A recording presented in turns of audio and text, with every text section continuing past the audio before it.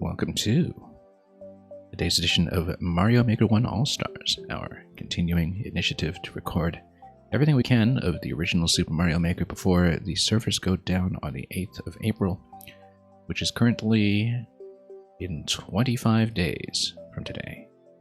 At the moment, 4 levels in Super Mario Maker 1 remain uncleared, so as always, our best wishes to our compatriots working on Team 0% who are chipping away at the last handful before every completable level on the lab servers goes down. We're not doing that. We don't quite have the skill, and so we're going to be looking at something quite different today. The profile of RagnarokX, a creator that I've meant to show off for quite some time, who rather significantly to our channel is maybe the first really high quality maker and that I was acquainted with originally back in 2015. Certainly one of the first profiles I followed, and also somebody whose work I think it eventually led me to discover some of the high quality levels that were made by the wider community. Also known as a very passionate defender and advocate of SMM1, both the original game as well as the Super Mario Maker style, and we'll be seeing lots of that today.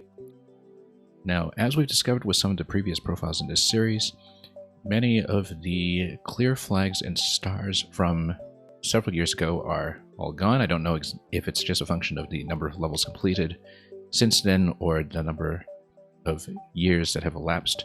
But past a certain point, all of my clear flags are gone. I do know for a fact that I did play practically this whole profile once upon a time and cleared most of this. There are a few levels there that are pretty significant roadblocks, and we'll be revisiting them when we get to them.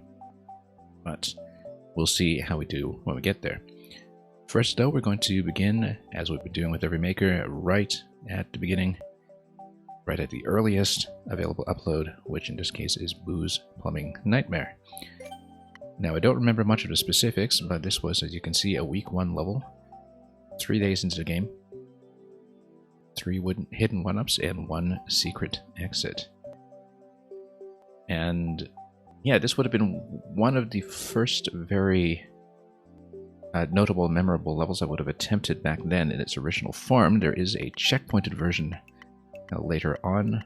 I believe I did clear the original minus the checkpoints, but that it took some work and some labor many years ago when I was perhaps a much lesser player. So with that preamble out of the way, let's take a look at Boo's Plumbing Nightmare. Say that a couple times fast, 1 for each hidden 1-up, and let's see how we do.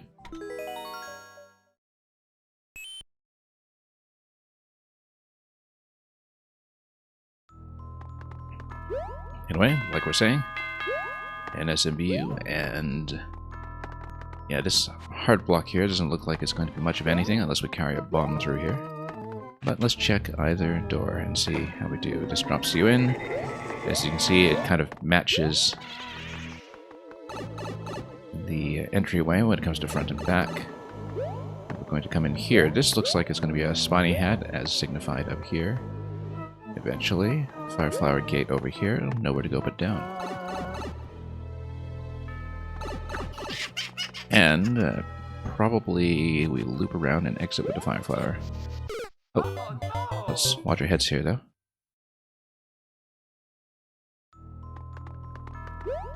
I have a vague memory of the overall structure of this level, but let's take a look at this door too, just to see what differs. Yeah, it just tricks you out. And so we'll have to look out for something like that from time to time. Notice the third door doesn't have a matching entrance in the outside area, as it were. So yeah, I think we just need to climb our way through and through here. Yeah, no need to climb all that. And then, whoops. Let's not slip off every single vine here, though, as we jump from point to point.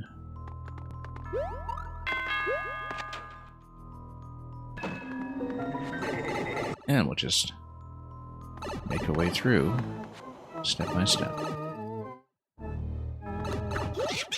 Yeah, so this is nothing just yet, but probably some kind of P-switch activation, or actually no, I think that's the return path probably, where you might eventually ground pound your way down once you do have the flower.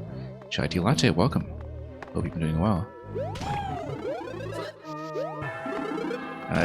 Chai tea latte, incidentally, since I've been running this series as a bit of a retrospective of notable levels in Maker 1, one thing that's a bit of a blind spot for me that I want to fill in is notable moments in troll history. I'm not really regularly a troll player, as you know, but basically things that are on the order of something like the Laurel does everything twice level or something like that, where we mean to maybe look into a small number of major troll creations if we have time at some point, and before the game goes down. And I know practically nothing about what the scene was like back in Maker 1, so we're definitely soliciting some input where we can. Yeah, no side flumps in this game, obviously. It is going to be down. It will require Spiny Hat. I think we just need to go to the right with the Fire Flower here. Yeah, so this is a level back in 2015. I think, given the complexities of this level, I remember the maker saying that this was a level that he actually did map out on paper, or on a grid, I guess, on a digital illustration, before Mario Maker came out, and which was the case with several of the makers that we've featured so far, but I kind of recall that being the case with this level specifically. That this was kind of designed ahead of time, and probably there were some accommodations that needed to be made to fit the constraints of what you can do. There's Hidden 1-Up number 1 in the Maker 1 tool set, but that's how he was able to deliver something of this complexity within a few days of the game's launch. You only joined the community in late 2019. Yeah, that's the thing, is that I only really paid attention to a lot of the community creations in Mario Maker in early 2019, before Maker 2 came out. This level I was familiar with way back in 2015, but not many others like it. And okay, so managed to blunder through this somewhat. I think we drop in and enter the pipe off the platform. It must be. Let's hold against the boot. Oops, no. Oh, maybe not. I was wondering, but no, I think that pipe was actually just here for the boot. It wasn't really an entry point, but I think I missed it regardless, so let's grab this. Do we want to get rid of that guy? No, let's just hold a shell for the time being. And then, yeah, we know that we can push through Twomp at this point. There's a 1-Up number 2 over here to the left. Let's drop this for a moment and just punch our way up. And then, surely... Yeah, no, this is just a hard ceiling. We know that. Let's just come down. And then properly exit. I have been following Team 0% as a spectator, yes. I've been tracking it quite a bit lately. I know they're on 4 remaining. I know that Trimming the Herbs, which Jank Pickle is currently working on his stream at the moment, is the one that's kind of expected to be the last one to go out. Or go down, rather. I know Orator currently is working on the 3-lap SMM1 level. That's the one that has a bit of Piranha Plant RNG to it over 3 laps, and a couple of the Precision people have been working on it. I haven't really been watching the remaining New Soup ones just yet, but anyway, we just push this. Should have carried that shell through, actually, but that's okay.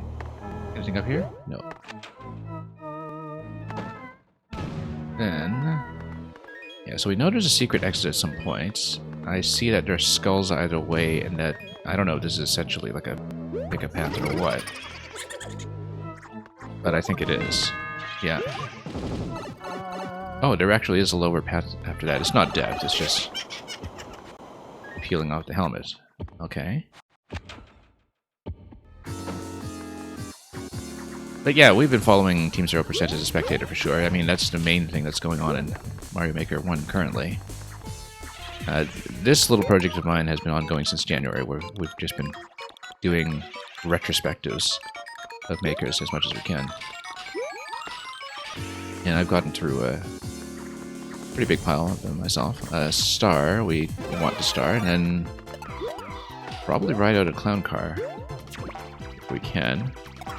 And punch through everything that is possible. I see these coins over here, and it looks really much like it might be a P-switch gate. Spiny Hat would, of course, punch through this blaster on the right eventually as well. You can get to that point, but I wonder if there's a reason to keep the star. Can I get another star? Let's see. Or what did it spawn? Oh, I see. No, the P-switch gate and the star spawn, that would have been from the right. Okay. And we don't really have enough room to stomp on this.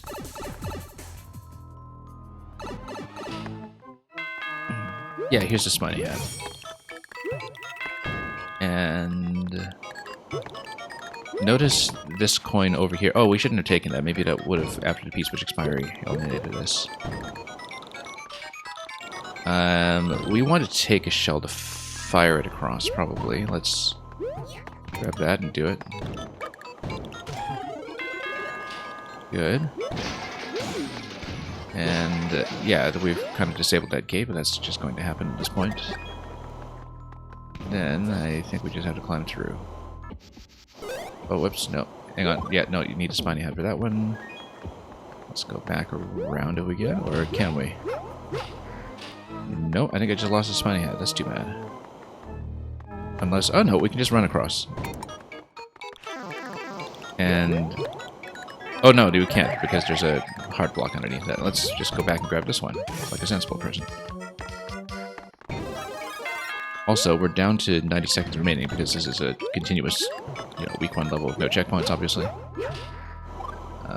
Let's just watch the burner pattern properly, and probably, jump up when we can. Or just take us slowly. We didn't find the secret exit, but we did find one up number 3. I don't think I found one up number 2. Oh yeah, so this is just a bonus. In that case, I think I actually want to punch through the thwomp over here without... Let's see here, because... One thing I wanted to look at was this pipe that's to the right over here. I guess we can't really fit through here. Yeah, because the bomb actually disables that gate, so... Oh, but then that gets carted out. I think a hard block would still take you through, theoretically. I know I'm on 40 seconds, but we... Oh, no, we're losing it. Okay. Never mind, let's just try to exit then. We might want to go back through this for the secret exit.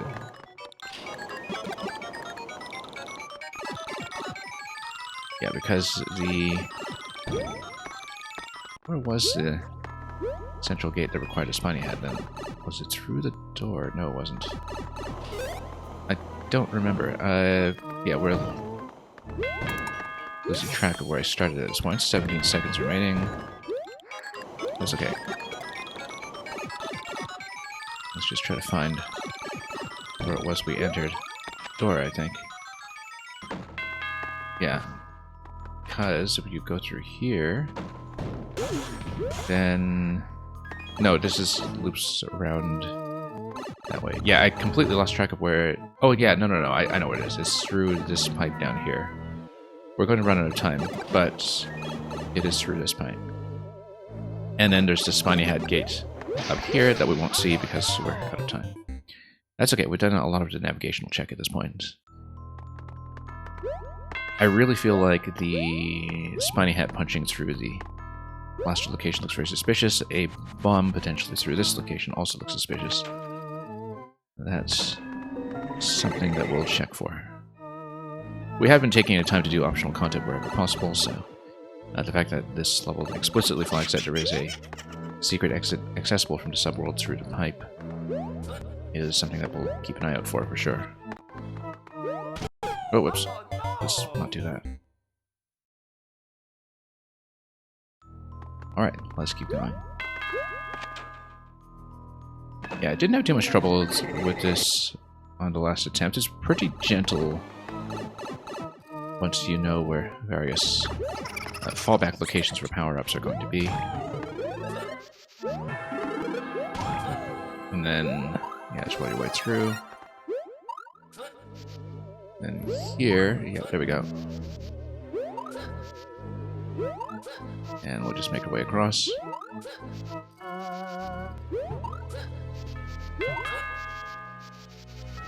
Then, yeah, Fire Flower, we've got that. We just needed to make it through here and grab that Fire Flower at the pipe, so you actually do have some wiggle room to take damage.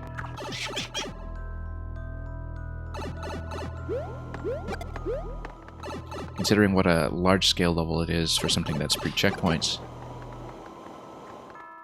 there is quite a bit of generosity here when it comes to power-ups and the like. Yeah, we know that we can't make it through the hard block that's up top. We do need a spiny hat first in order to grab that, so... Yes, and we've been through here before and we see the spiny shell. And we know that... Oh yeah, so this is actually just a shortcut gate to get the Buzzy helmets. Because once you get the Buzzy helmets, then the Big Buzzy eliminates that. So like I said, this is a level that I think was prototyped in advance of the game actually launching, but there's quite a lot that RagnarokX would have had to discover on the fly when it comes to the logic of how things do or don't respawn, or how state is preserved when you transfer between pipes. Things like vine blocks being restored, hard blocks not being restored when you break them. A lot of little things like that that would not be obvious just from watching trailers of the game, and which you would have had to figure out very quickly in the first few days in order to make this work. Much of that is just familiar to us now, of course. Now let's hang right this time and try to enter the... Nope, you can't enter that. Okay. That's okay. We'll get another flower soon enough.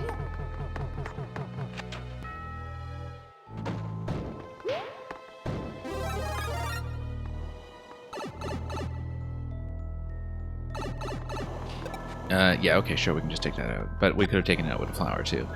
And not lost the shell. Yeah, I feel like we totally could have just taken a second shell here with us, and that may be useful. We should think about that, like whether taking a shell with us through here does anything. Yeah, notice that we never actually saw the other return path here. Because, yeah, if you carry a shell through here, then you're able to keep it and put on a second shellman. Which is potentially important. Although maybe not, because here we just need to survive the loop until we get a star. From the P-switch on the left, which is activated by the swamp. Yes, there we go.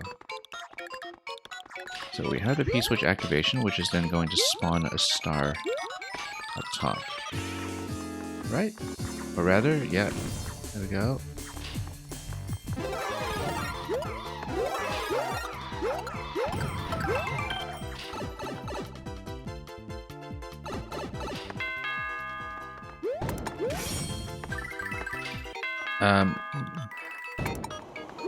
Yeah, that is not necessarily going to work here. Let's see.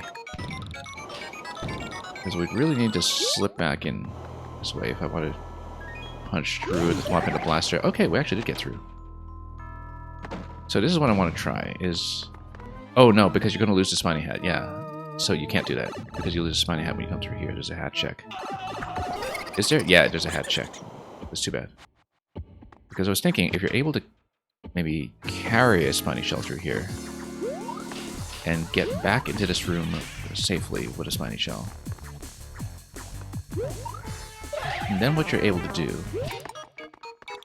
is punch through that blaster and exit through the pipe that's past the conveyor belt where it comes in, which I feel like there's a great deal of potential to that.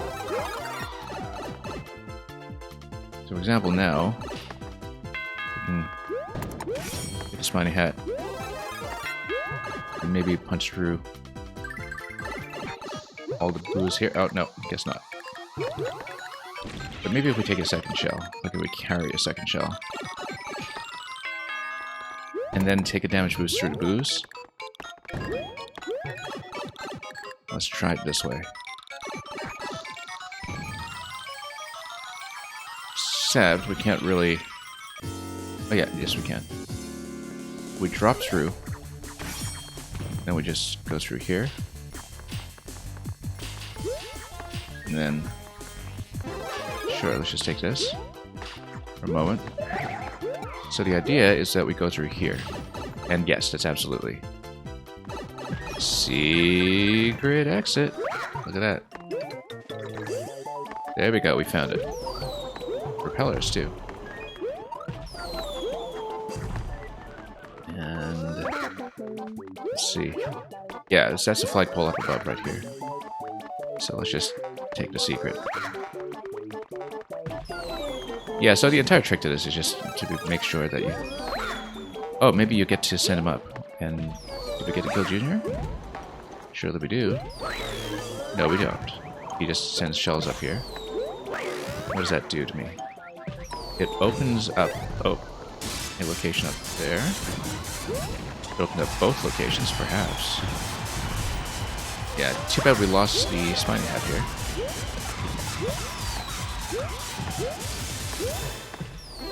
But then, what does this give you? Like, it just punches through the initial area.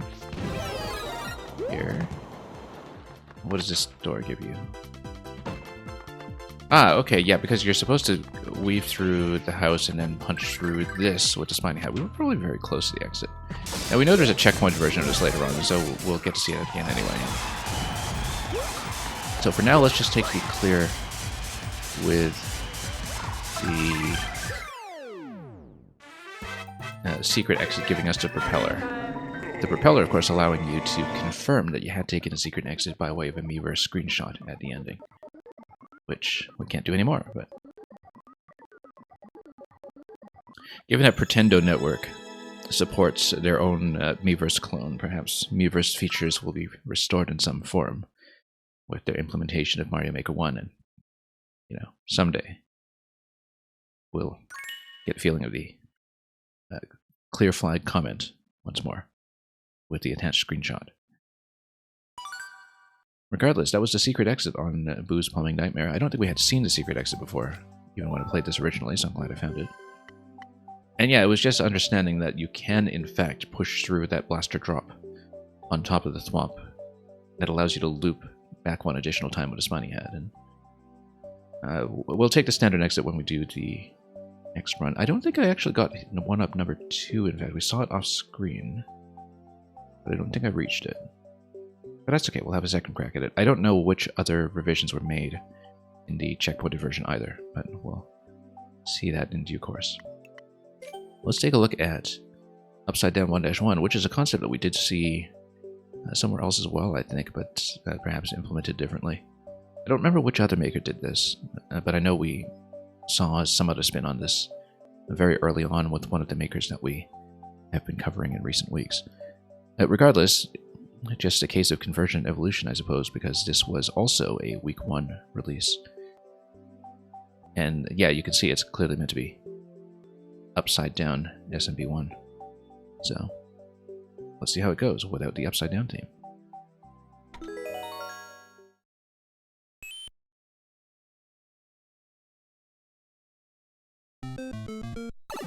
Anyway, let's flip it over.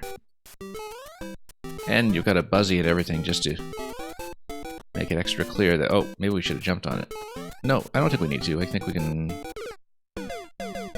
We might want to jump on it. Or maybe just go to the lower cloud. Yeah, lower cloud is much better idea. Mushroom? Of course. Miss it.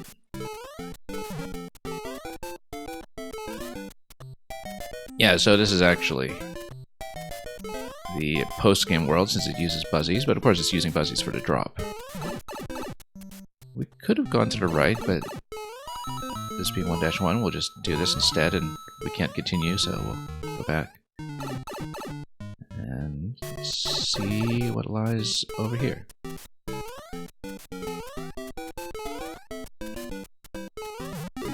Okay. Let's grab that. Not gonna get a fire flower, but yeah, let's get this spiny to drop off the ceiling. And we'll just let these do their work here. And take it slowly. Sure, let's just wait this out. I mean, yeah, spinies are meant to represent the Koopa Troopas rather than the Goombas, which are here. Represented by the Fuzzy Beetles.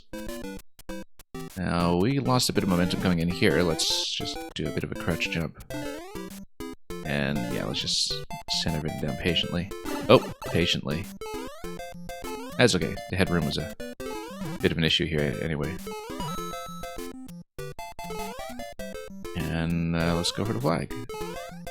Yay, we got the flag. In a manner of speaking.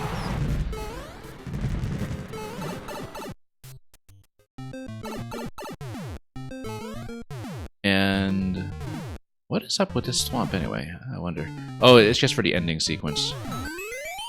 Where it just dunks you into the abyss.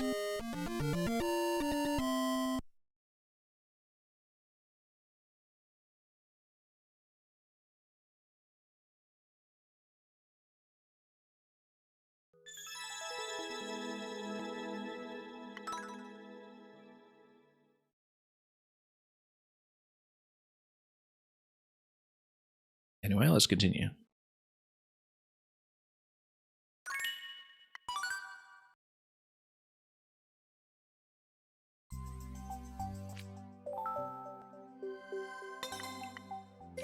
Garden Garrison. Seems like another early aesthetic level with a high clear rate. Up through the house. And yeah, I guess let's not bother the Wigglers too much for the time being. And you've got the classic power-up arrangement right here. Question block arrangement, rather. Yeah, just more moles all over the place, seems. That's the order of the day here. And nothing here but shrooms. Anything up here? On the Mega 1 camera? I guess you can float all the way over if you really ditch Yoshi, but might as well see what we can at the level without that. Let's see what else is going on.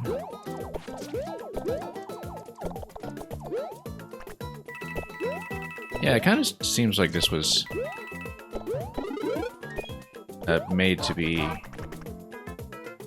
with a bit of a 1-1 style theme. I know that early on in Maker 1 there were a lot of things like community contests and other events that were sort of meant to evoke that. Yeah, here, of course, you have a tank. A mole tank. That is going to tell us exactly why this is the garrison. And we do need to just let the bomb do its job. Of course, we can always go up top if we really wanted. And there is something up top, as you can see with this blaster here. Yeah. Oh! Can't quite cut through this. Maybe up here. Or maybe you do need to blow up the right side first. Yeah, because everything's covered in semi-solids here. Possibly you need to kick the bomb all the way over, or... We probably do need to kick the bomb all the way over, which is actually not great with the propeller, but...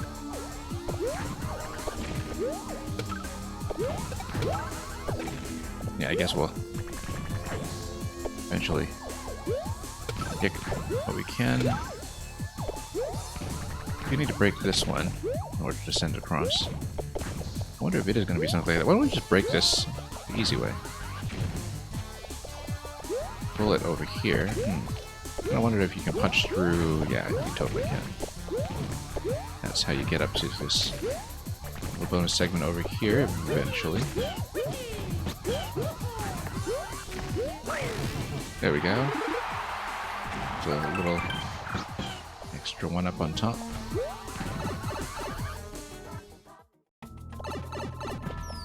And that's just a flagpole over here. So I guess we'll just take it.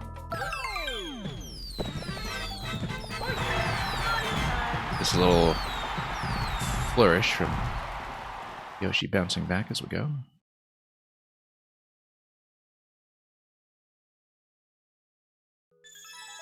Interesting, that down arrow there. I wonder if it was meant to evoke a continuation into what would effectively be a super world. If you just played some levels in sequence back in the day.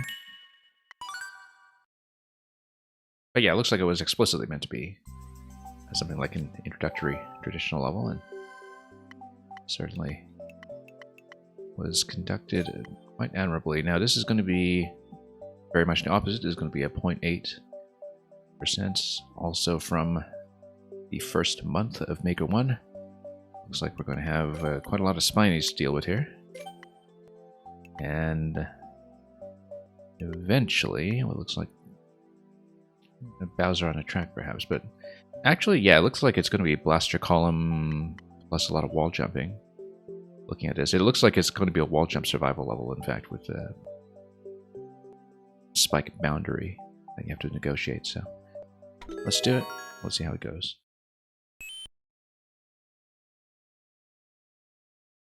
Like I said, I'm pretty sure I originally played most of this profile, but that was years and years ago, and so we'll see what we do remember and what we don't. And yeah, the Maker 1 camera, of course, is something that we need to be cautious around over here. Because sometimes the ceiling is going to scroll in a little less cooperatively than I would like. So, where there are spike ceilings, we'll need to be a bit cautious. Now, projectiles all over the place are coming here, so let's just get well out of the way before they become an issue. Oh, we got a bit of a landing point here. Oh. I guess we'll take the lower path. Can I? Nope. Can't enter that pipe. Whoop. I was hoping to get the pop on him, but that didn't quite go. It looks like there is a lower path and an upper path.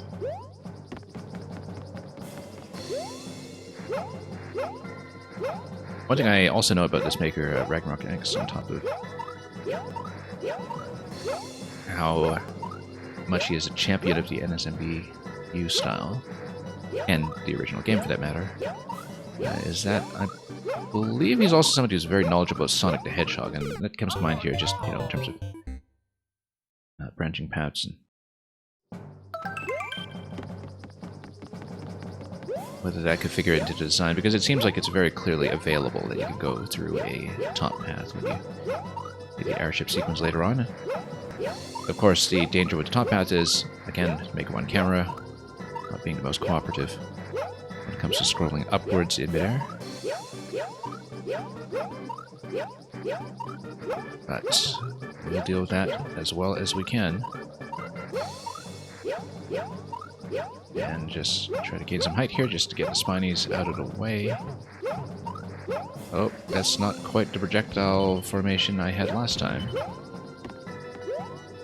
Oh. Yeah, we can totally go up top. We just need to watch out for these guys here. Oh, landed on top of that blaster. It totally threw me off for a moment almost. Yeah, so it's the blooper sequence down below. Do we want to stay this low? Oh, okay, let's watch out for Junior here. Nope. Yeah, when he's coming up, we need to maybe stay on a wall and possibly we get to bop him, but Junior will take a bit of work to play around here. And Mario, welcome.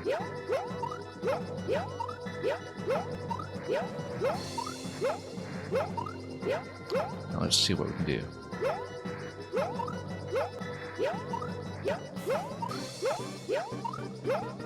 And make our way up. Oh, whoops. Didn't mean to cling onto the wall there for the spin. Elementary mistake. By the way, you can tell even this early on in September 2015 that this sort of hand to player a couple of one-ups for Endless or for 100 Mario, I guess, is starting to take shape here. That already you see that one-up dump at the very start of the level. Just to keep people involved, I suppose.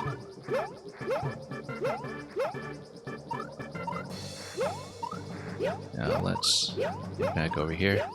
I hardly ever played 100 Mario, much like I hardly ever played Endless in Maker 2, so didn't very frequently see that as consideration. That was the first time I made that mistake. We didn't mean to sink that low, obviously, after the spiny projectile sequence. And I was in a bit of a bind there when it comes to climbing back out of that hole.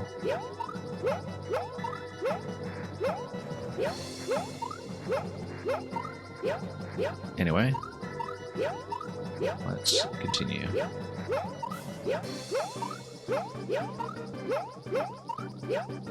And just have a skip and a hop over. Get as much height as we can. There is going to be a little bit of variance to these spinies depending on what's on camera at a given time. And yeah, the sooner we get rid of the stuff, the better, but coming in a bit low now. Oh, I guess it's the lower path this time, or perhaps not. Yeah, upper path was fine last time. We just need to occasionally account for platforms that we unexpectedly land on, like Red Blaster in the top segment, or the pipes in the lower segment.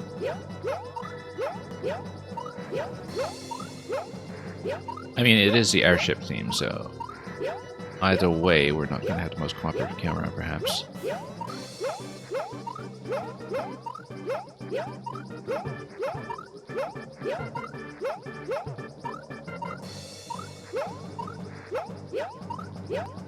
And we'll just stay in position. So we've had one attempt so far that made it as far as Junior. Oh. I just want to expire these, okay.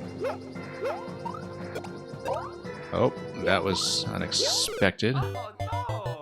Didn't think I'd just hit those bloopers like that. Probably should have taken a rest stop on the pipes, but a little bit stuffed with bullets at that point.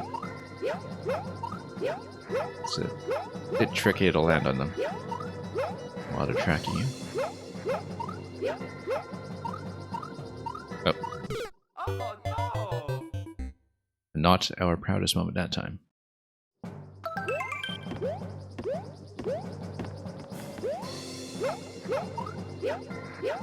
Anyway, let's keep going.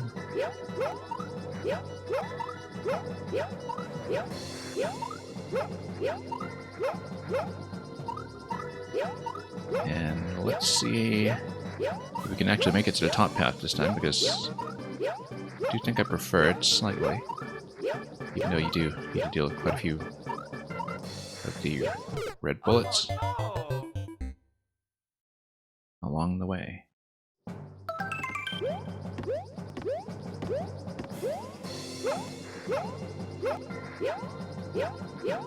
Gotta miss these Maker 1 blaster columns as well. You can get a lot more height out of them than you could in Maker 2, so far as I recall.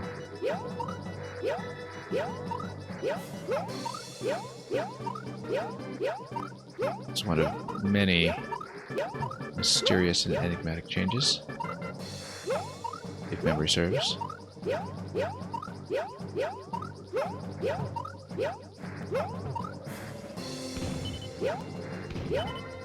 Yeah, the sooner we get rid of these, the better.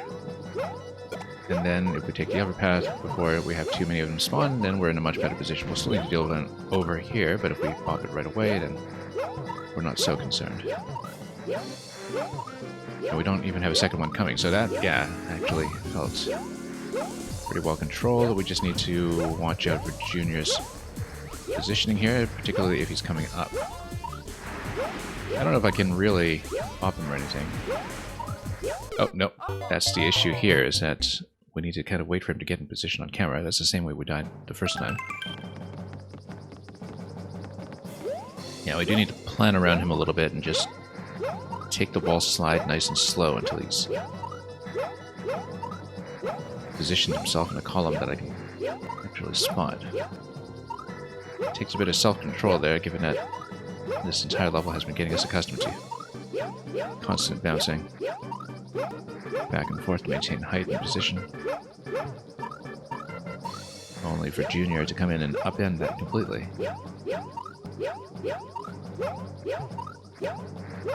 Alright, let's head down. Whoa, that was slightly dangerous. That's okay, we got it. And yeah, we'll need to deal with this one soon, I think.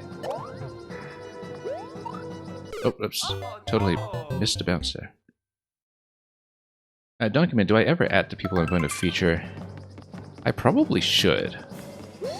But sometimes I just kind of put together the schedule at the very last minute in some ways, where, you know, I have a big list / database of people's codes to get through, and then I kind of determine session to session, okay, who's actually sort of realistic today, depending on how much time I think I have, how fatigued I might be, or how the rest of the week is looking.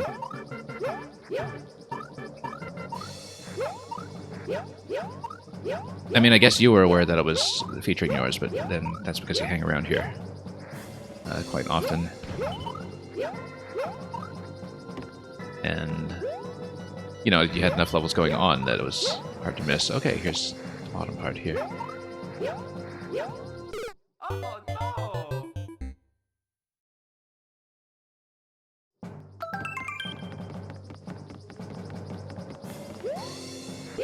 Anyway, let's get back here. You found it by accident just because you happened to check, yeah.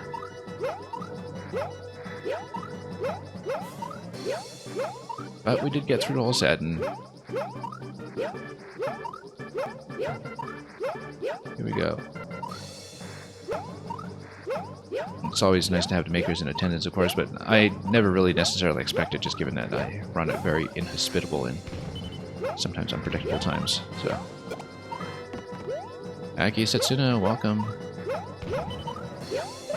Oh, whoops. That was a bit of a mistaken spin there.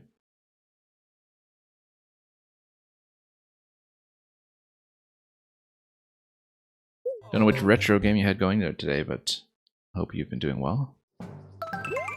Starting to feel a bit of a time crunch here in terms of the amount of one I want to look at.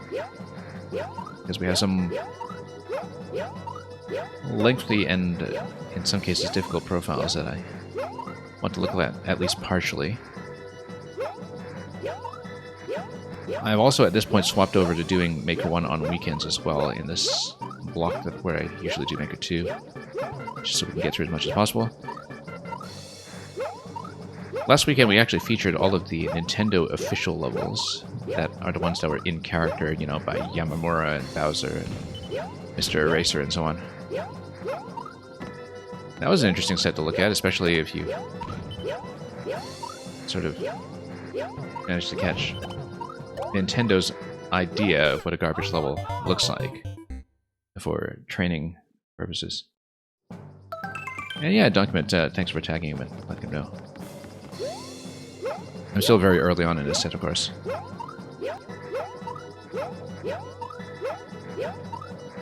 And I expect it'll take me more than one sitting. Luca, welcome. Luca, hope preparations for the Super World launch have been going well. I don't know if it's already launched, actually. I know that it was expected this week. After, what, probably about 2 years of preparation, I want to say? I know you've been playtesting it for ages.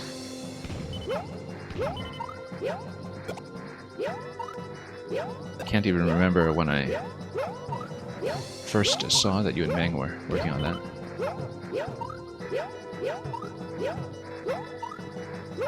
Whoops. Sets a bit of a soft deadline on people to get there. Remaining 0% duties out of the way. 0%, as far as I know, is down to 4 levels as of today, as we were saying earlier.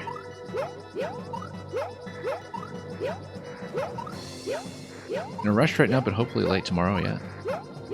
I mean, you know, no need to absolutely rush it. Apart from making Lecter edit the date on the trailer or something.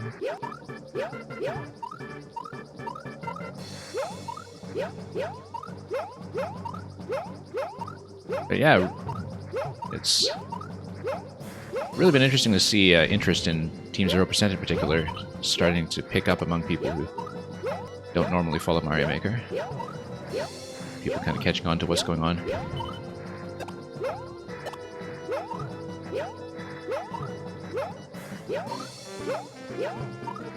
And okay, so here's Junior again. This is round 3 with him. We've had a couple of issues. Oh, there we go. Taking him down like that is helpful. Oh, that is not helpful. Yeah, Document, I've been saying, even though I won't really get to it until after Maker 1 goes down, that Super Luca Mang World actually is my most anticipated video game of 2024, and I've been saying that for a little while. And I mean, you know, partly because I've playtested some levels for it before, and I kind of know that it's safe to expect big things, but... Oh no! Luca releasing some unbeaten levels, yeah, pretty much. And Mr. Zebra, welcome.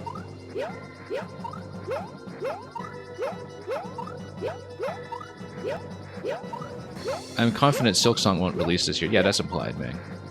That's implied. I actually replayed Hollow Knight again last year. I just wanted to dabble in a new file to try some things, and then ended up getting completely hooked on it. Pushing a little further every time. I've never done to full 112%. I've never done Godmaster or anything. But we kind of get a little closer every time I replay the game from scratch, which is nice.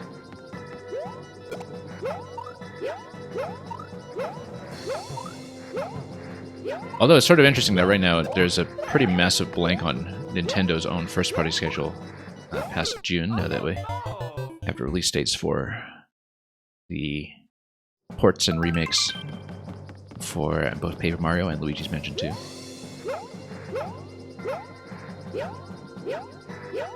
And yeah, Luca, you've got to lurk. Yeah, we will have fun as much as we can. And whoops. A couple of major slip-ups across the board over here, but it's mainly the Junior pattern that is concerned here. I think we've kind of gotten sniped by him every time, and we just need a better method for maybe staying in place in a given column and not jumping into him. I guess if we stay high and we just do a wall slide, not like that, but if we do a wall slide every time we approach Junior and expect him to come in from below, or even above, then at least we can get a proper read on his position.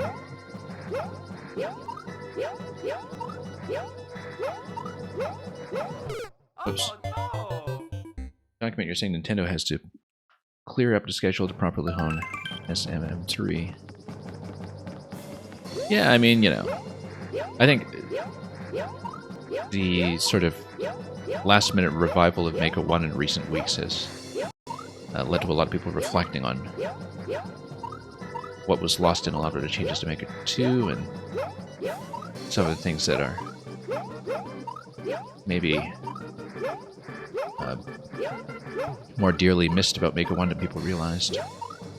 And for everybody, it's something a little different. You know, for makers, obviously, there's a lot of things that went out the window, and for Kaizo players, you hear quite a lot about how much they lament the loss of some of the technical depth of some of the mechanics, as well as practicing in the editor, for that matter. I keep thinking that I'll be able to hit that bullet with that overlap, and it's rarely the case.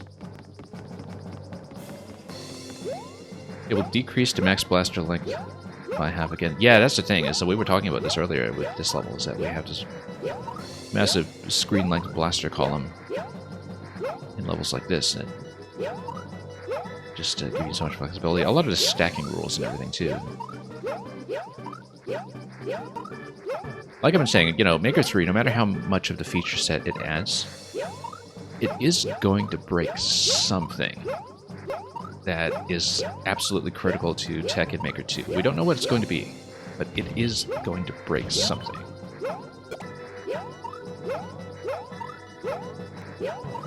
And it'll be interesting to see what that is and how people manage to cope with it or work around it.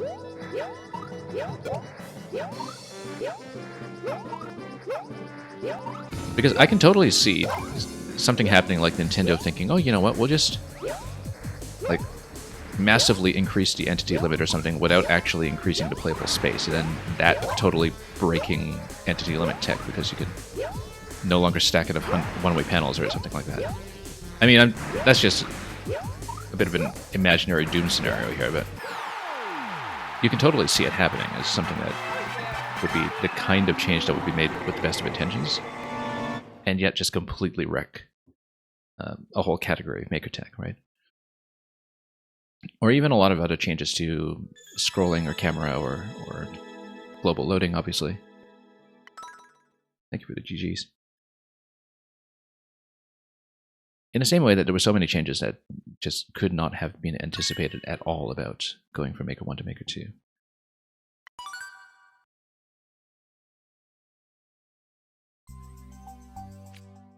Semi-solid stacking rules being one of them. Here's color-coded carrots. Speaking of semi-solid stacking. So one of the things that we know very well about RagnarokX is that he has this whole subgenre of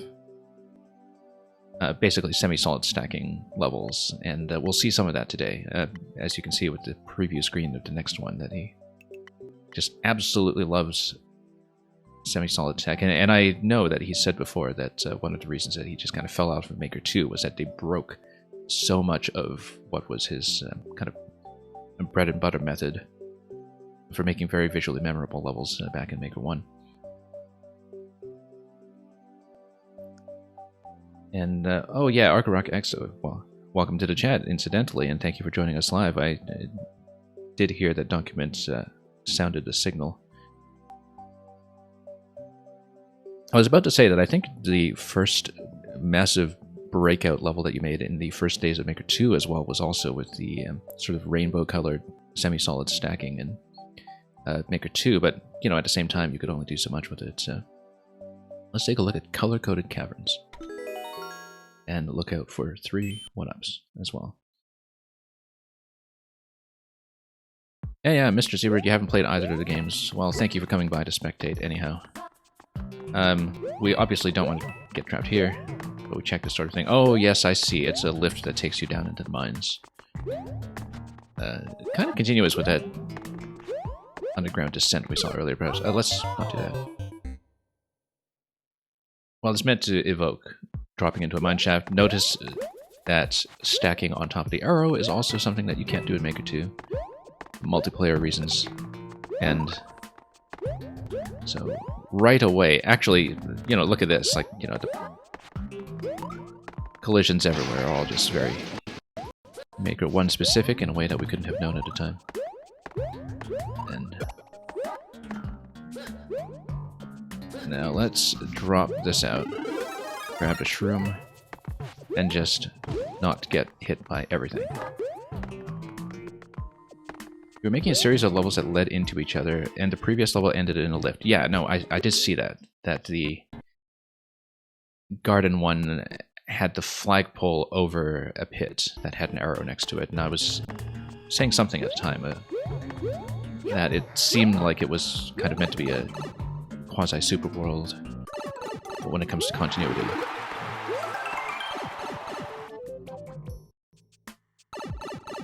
So that definitely seems to be the case here, and it's good to have you confirm that, of course.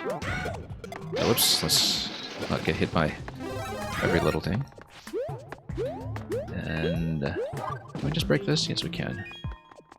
Oh, in case of plant, yes. Okay, now the shroom is well out of the way, so much for that. Let's just whoop, make a total mess out of this.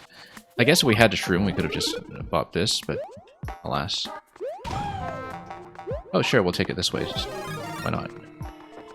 And yeah, this is a hard block, so, or rather a single activation. question block. So, or brick rather, coin in brick. You know what I mean. Anyway, Sledge is just gonna stun lock us here. Let's see what's going on with this pattern, and just get these guys out of the way if we can. Oh, there we go. And that totally wasn't the collision I wanted, but Yoshi down here. Oh yes, this is another lift, and then maybe Yoshi will join us. Yeah. So again, despite not having access to vertical subworlds, we kind of have this illusion of a vertical descent and scene change. And Takumo Rako, welcome. Oh yeah, you spoke up a couple minutes ago. I only just saw you in chat. Okay.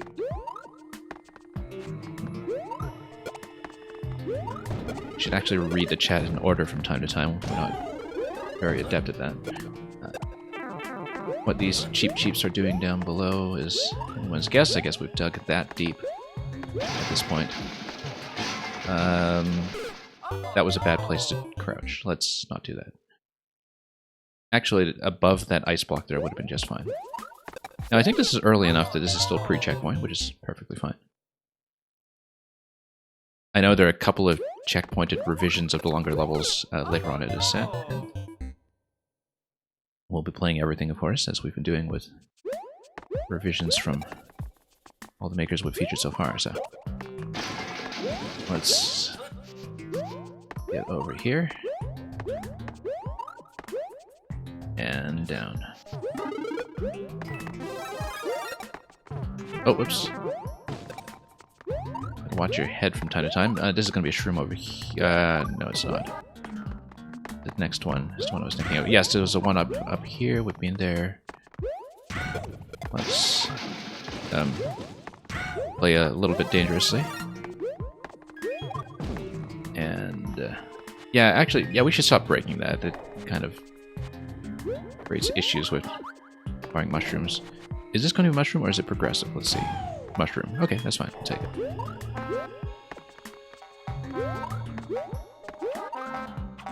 And yeah, these guys are just bouncing around for flavor reasons, I think, but that's okay. We'll totally get stun locked and then make it through here and down the shaft we go. Okay, let's actually be a little more cautious this time.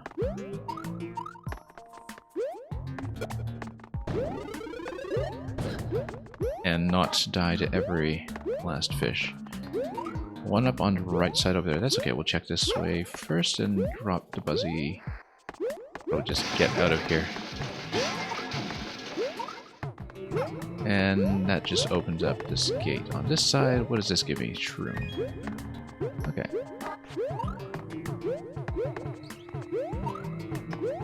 Play off screen a little bit, and then that. Oh, I see. So the one-up was if you go the other way. Alright, that's fine. Or is it? Oh, I guess you have to come up through that pipe then. Maybe loop around to it. Well, I mean, I guess we never checked what happens if you go past the second plump and climb up, because I guess maybe there was a second passage there that we can see. That's right. If there's a checkpoint version of this later, there might be. We'll check that.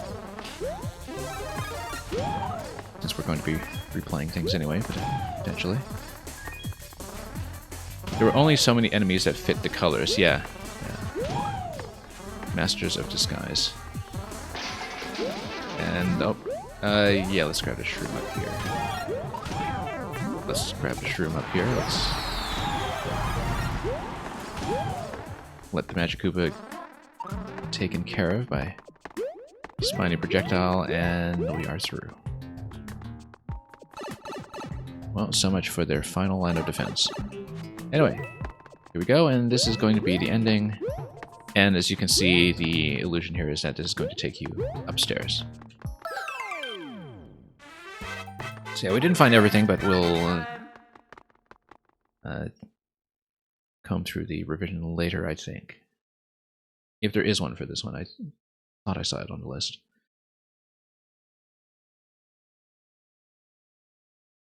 Anyway, thank you for the GGs. Let's continue.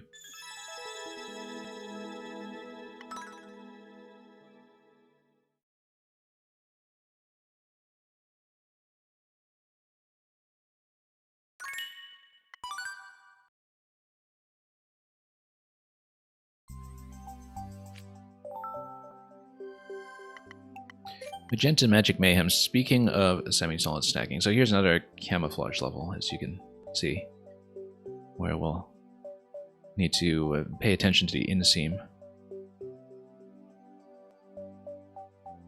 Well, the Magic Koopas are going to stand out at least, but let's see how we do.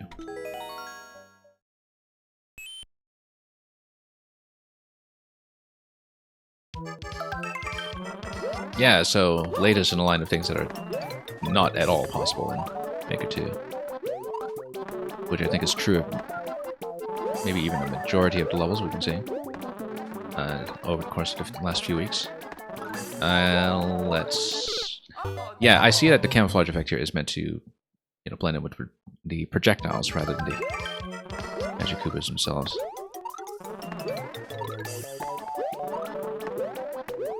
And the PlayStation button missiles, as it were. And yeah, these look almost reachable with triple jump or something. Not that we have the platform to do it with. Whoops. That's a bit of a reach over here. And yeah, here we go. Most annoying level possible. You see, the thing is, Document knows this. The last level that Document uploaded in Maker 1 was also a camouflage level using the Big Mushroom effect with the 8-bit Mario amiibo to disguise pipes, using the kind of overlap between pipes and the Kuribo's shoe. And Document will remember from just a few weeks ago that that was also something that maybe looked more fun in retrospect than he intended or expected. But, I think these things partly stand out as much as they do, in part because we've lost them at this point, and that we're not able to recreate them in quite the same way, if at all. And I think it's sort of in line with the general trend of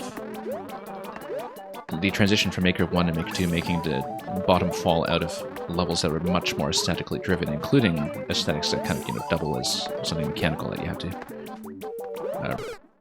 wrap your eyes around. I feel like if you stare at this background hard enough that, maybe some kind of hidden three-dimensional image is going to appear, but...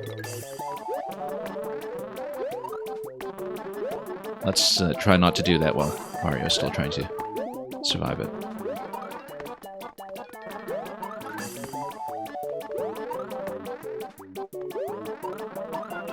But yeah, I feel like something was, from a community standpoint, definitely lost as well, with the entire sort of aesthetically driven side of Mario Maker falling out a bit. Where, in Maker 2 you see so many really very mechanically refined platforming levels that play distinctly but all look the same. It's actually a bigger problem for sustaining a more approachable or casual-friendly base than people realize, even when you're talking about harder levels, Love the little green door at the end as a little extra touch. I don't know if we could have stalled this long enough to see the Magic Koopas zap the brick wall on the right, but... Or for that matter, zap the flag.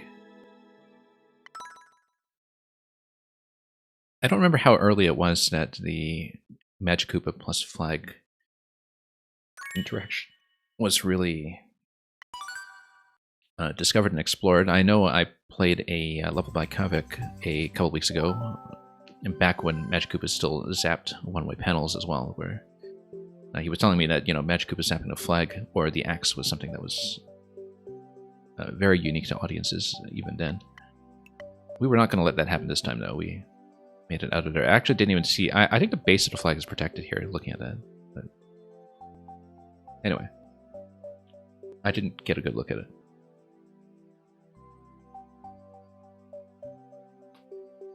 And, but yeah, Document, I think it's very true that a now or never situation that paid off when it comes to just shoving out the uploads while you have them and seeing what happens. And, you know, we did eventually see that turn out rather well. Now, RagnarokX, you're saying you are very good at magic eyes and you have to cross your eyes a bit until the images line up. I feel like it's reflected in the level design. Anyway, High and Dry Dock. I remember playing this one originally as well. I don't recall if... I know that some of the vertical climb ones, I thought you had remade them in some form in Maker 2, now that we actually had vertical zones, but I don't remember if this was one of them. But as you can see, we're still fairly early on, October 2015. I do remember playing this one originally, but we'll see how much I actually recall about the level. Yeah, because I remember that this was a level that was meant to evoke a vertical climb, and that in the Maker 1 context it stood out quite a bit, especially in the early months. So anyway, let's climb. And this shaft on the right side will become instrumental eventually. Yeah, we need to bomb our way through and then take a bomb down segment by segment, so let's just do that. A lot of mushroom refreshes here, of course, for those of us who die to our own bombs constantly. And we're going to take another bomb through the gates down below. And need to watch out for that wall deflection here in Maker 1. That was extremely fortunate. Can we? Not very easily, but I know we can, but not conveniently, perhaps. I guess we should go through here. Unless... No, I think you're supposed to maybe come out of that pipe, go left, grab pow. I'm not sure. But... Or maybe you come through here and pow just to see what a dry bones. Anyway, you've got a dry bones here who is standing rather dangerously next to a pow. And we'll just take these out and see how we're going to wrap around there. There's a vertical level that leads to Bowser's airship. Let's not stand under the burners while reading a chat. That is exactly the kind of thing I do. But notice also bomb is within range of taking out some of these hard blocks on the right side. And that seems to do absolutely nothing.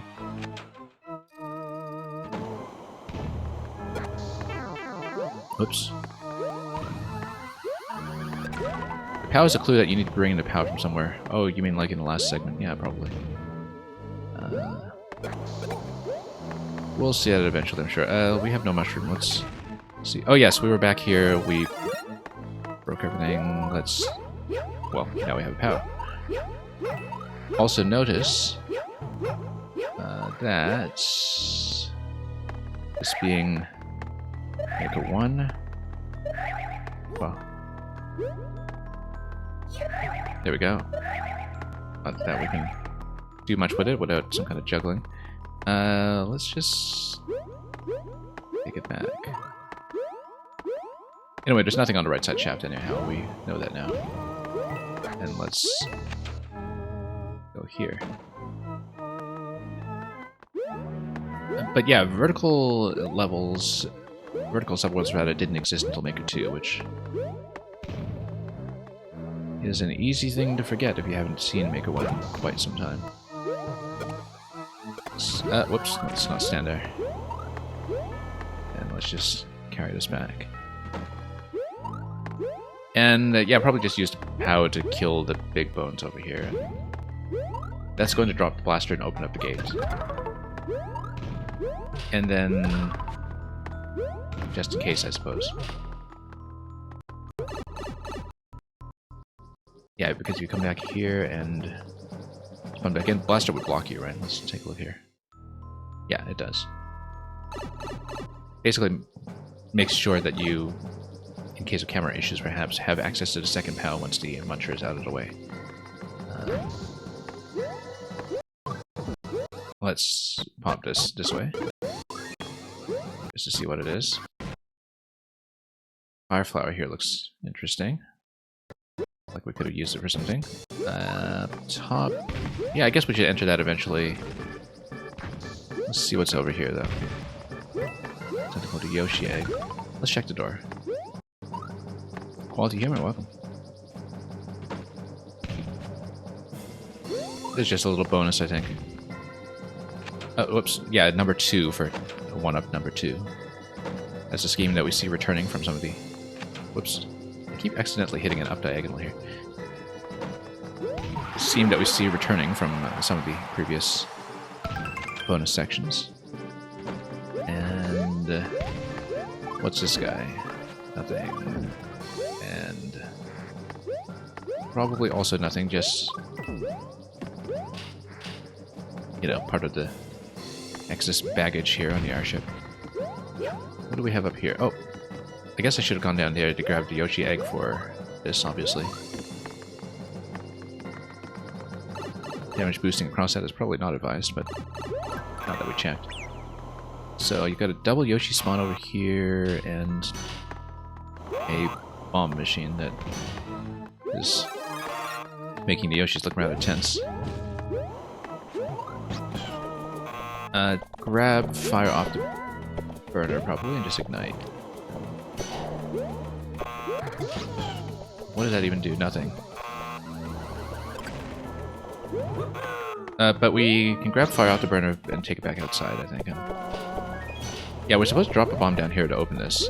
And the way we do it is we just swallow one bomb and... or do we? I think we need a P-switch, which is let the bomb just walk off the conveyor without going that far. I think it is going to be a P-switch.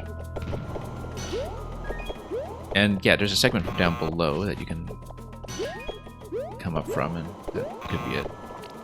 Let's just do this then. Or maybe you shoot this. No, you should shoot this and let it go down. It's not a P-switch, never mind. That would be silly. Let's go down this way.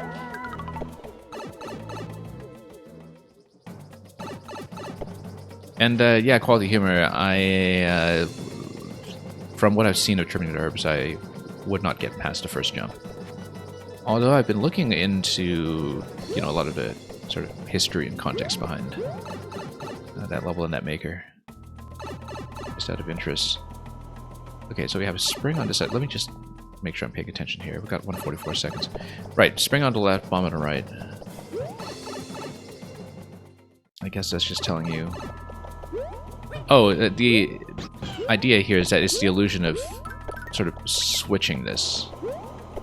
Yeah, because you see, these are already broken, but the idea is that you want to imagine that you're coming through the same room and that you have actually switched what this is giving you, which means you can take this through. Yeah, that's what it is.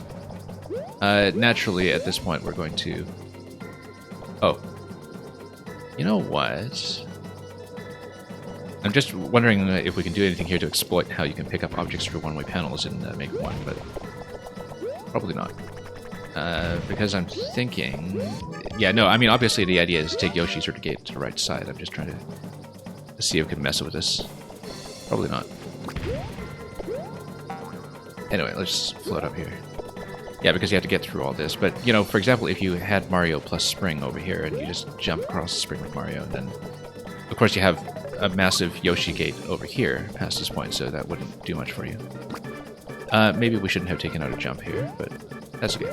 We got platforms. And we'll continue. And... yeah, I mean, we don't have a spiny hat or anything for this ending, so I think it's just something aesthetic. Carry you through to... oh. Something past that point. Anyway, we'll take our Miiverse screenshot over here with 54 seconds remaining. And yes, the idea, as you were saying, is that you switch the machine from making bombs to making springs. Yeah, we read that as such.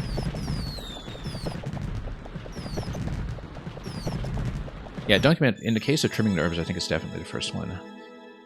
Because I was basically learning about how there was a bit of a history behind that maker who was also known for the level Bombs 5, which was uploaded right before the cutoff in 2021 and was cleared about a year later. I also looked into what was going on with we had discussed this previously on the stream, what was going on with the Changeon Brayden's Trials of Death, because he claimed that he had a hacked upload of it that he would eventually disclose, and he never did, and people who scraped the server say it doesn't exist. But regardless, somebody actually did recreate Trials of Death locally and beat it earlier this week, or within the last week. And so, you know, even if you imagine that it made it onto the live servers, it would actually not have been in the final 10 or so.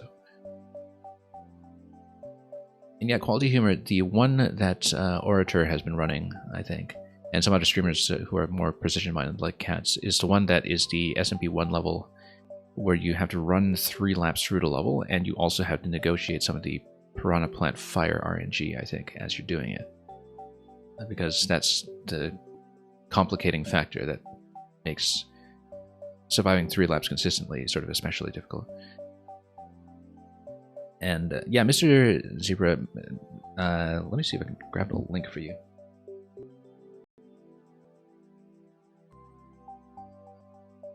So those are the level codes and the preview images of the main world and subworld layout for the 4 levels that are remaining. And so the one that is expected to be the last one standing is probably Trimming the Herbs, because is one that people have been working on continuously for the... I think it kind of emerged as the main thread sort of over the course of the past 2 weeks or so, at least. And it was clear that that was likely to be the holdout. Improved passcode checkpoints. So yeah, interestingly enough, this upload is from November 2015, so after the checkpoint patch had been introduced. I remember, as we've been saying with several levels that we've been playing in the series, that's very early on in Maker 1, before the checkpoint patch, about 6 weeks in, that a lot of people who were making things like Metroid-style levels in particular were figuring out various passcode setups. So you would, as in the NES days, you know, have a code that you could just enter to open a door. So let's take a look at how this was designed and just look at a gate. Not so much about the clear, but more about the tech and implementation. But yeah, I believe that the sort of RNG-dependent level that's in SMM1 was actually the hard mode of a level that was just cleared a few days ago as well. Like, basically, it's a version that has a tight time limit, whereas the previous version did not have a time limit. That was quite stringent. But I don't recall. Anyway, we need to look for a particular sequence here for the passcode setup. And we'll take a look at what it is, I suppose. Yeah, so this is just a tech demo level, basically, and so you can see, you know, ice, cloud, donuts. Would open this gate. And then is that the only one? And then Pow, Spike... What is it? Pow, Spike, Skull for the other one. So let's see if we remember any of this. What do we even look at here? Yeah, I guess we have 2 codes, one for each. Like,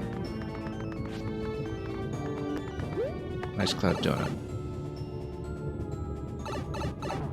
So let's say we go this, and then the shell just kind of goes by itself. You don't have any kind of additional manual activation.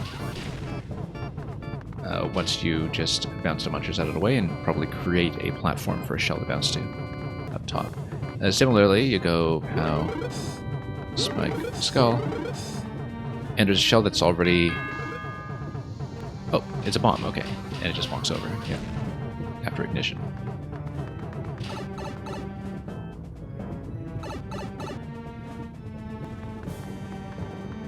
And Quality Humor, you heard it was a hard version of a level uploaded before the game came out, yeah.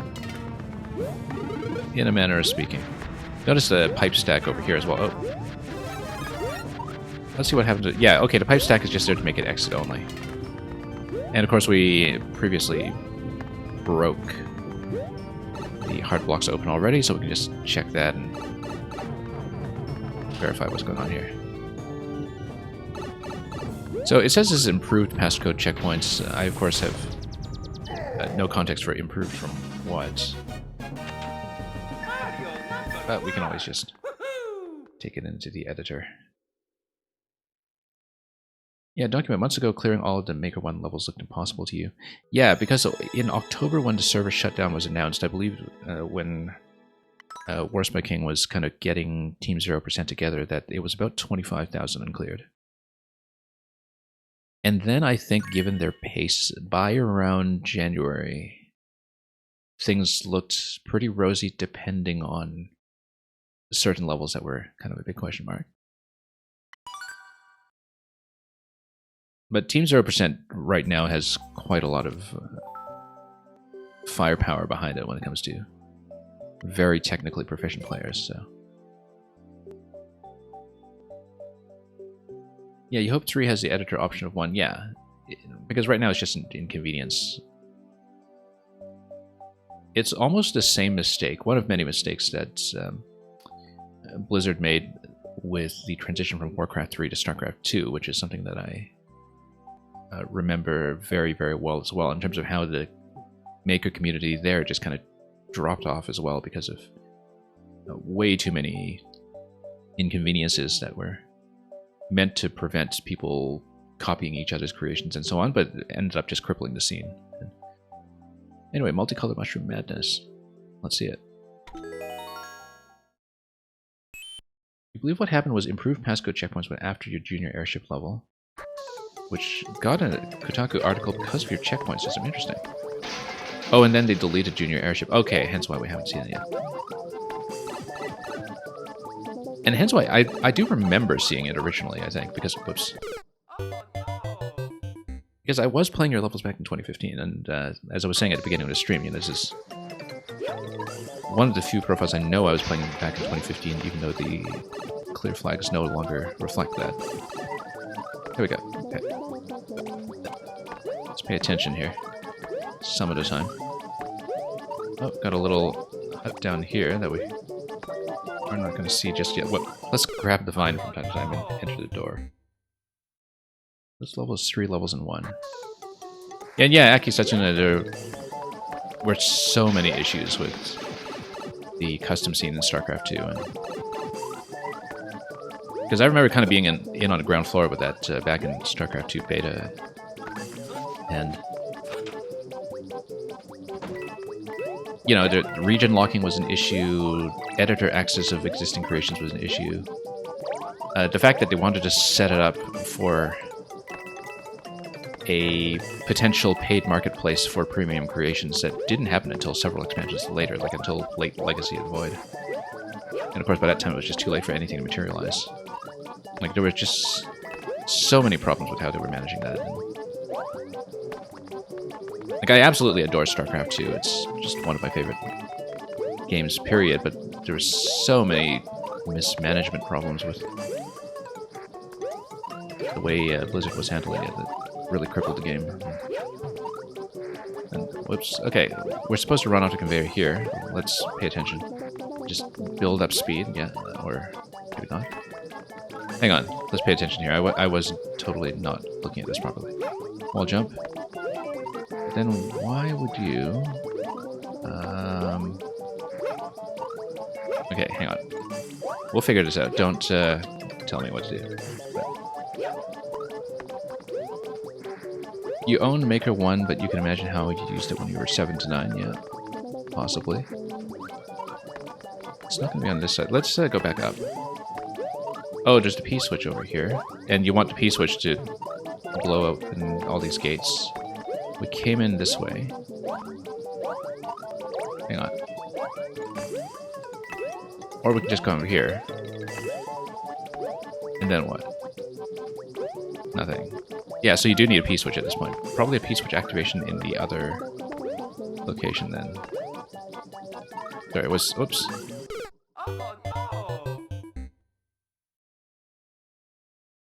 Getting a little bit sidetracked here. Let's go back in. Metroidvania Light. Yeah, that's perfect. Okay. In general, one sort of common refrain we've had over the past several weeks of revisiting Maker 1 is just that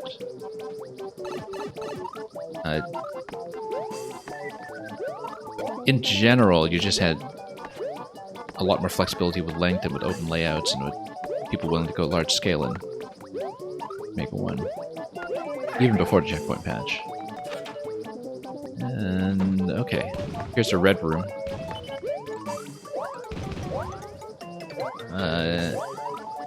Yeah, so everything's kind of color-coded, hence its title. And what shall we do down here? Mushroom. Yeah, that's important. If we can actually catch one of these. How about this way? Yes? Well, we need to get rid of those ones first. We should have come in here before... Well, might need to exit out of the door here before we get... Oh, there we go. Oh, that's okay. We're out of range for that, so got it. And then we will probably break some things open in that previous room that we saw that seemed to be P-switch dependent. And it is P-switch dependent, but we can break some walls or something. But we need to go back there with a P-switch anyway, so... Let's just get out for the time being. Look at a big wiggler on the right. This is after Junior airship in the intended sequence when you fall from the airship in the start. I see. Yeah.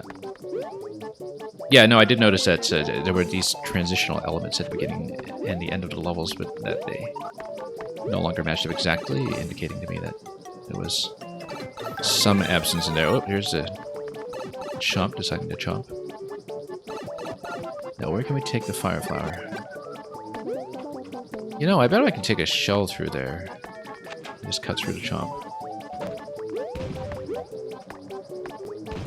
We should do that, assuming that I can actually survive that long with a shell.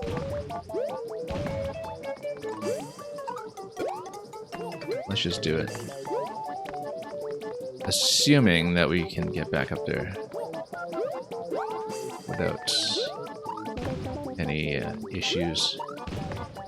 The shell wake up along the... Oh, nope, that was unfortunate. Well, we can just keep killing these, I guess. Hang on. Oh. Not exactly what I intended, but...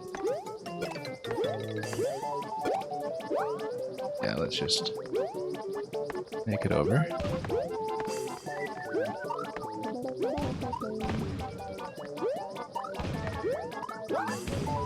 And just drop it for a moment. Yeah, the thing about Maker 1 is that dropping the shells does reset them.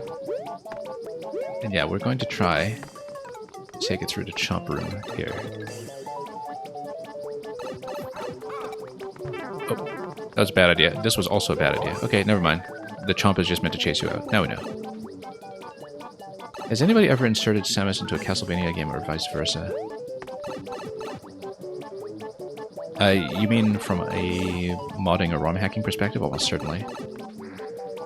But... Oops.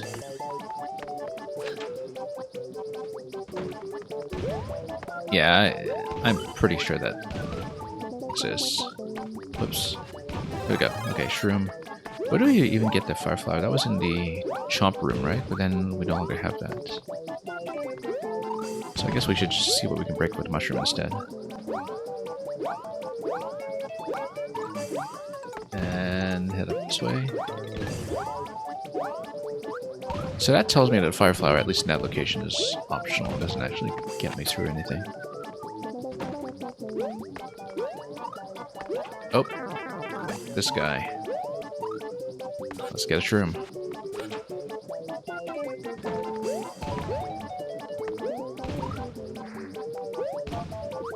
Okay, grab this.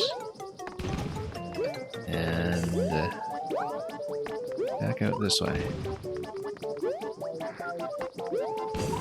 Bad idea. Maybe not do that so much. Or just go up top over the left side, maybe. Yeah, that's going to be a lot more convenient. There's no flower available, unfortunately. Yeah, because if we go back here, power-ups have been consumed. don't think they spawn from the pipe. So let's just... Oh, this guy. I keep forgetting about him. But this is the shroom location, so... I guess we'll go back for more. Got another one of those shrooms? Yes, you do. Okay.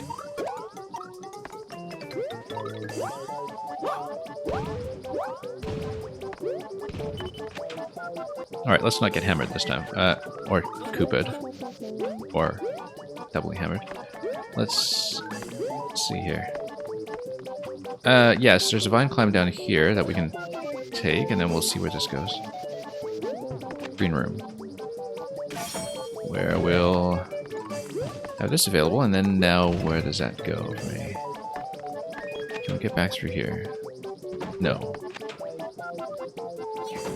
But we can get an additional shell, which is bound to be helpful. As long as we don't lose it instantly from some collision.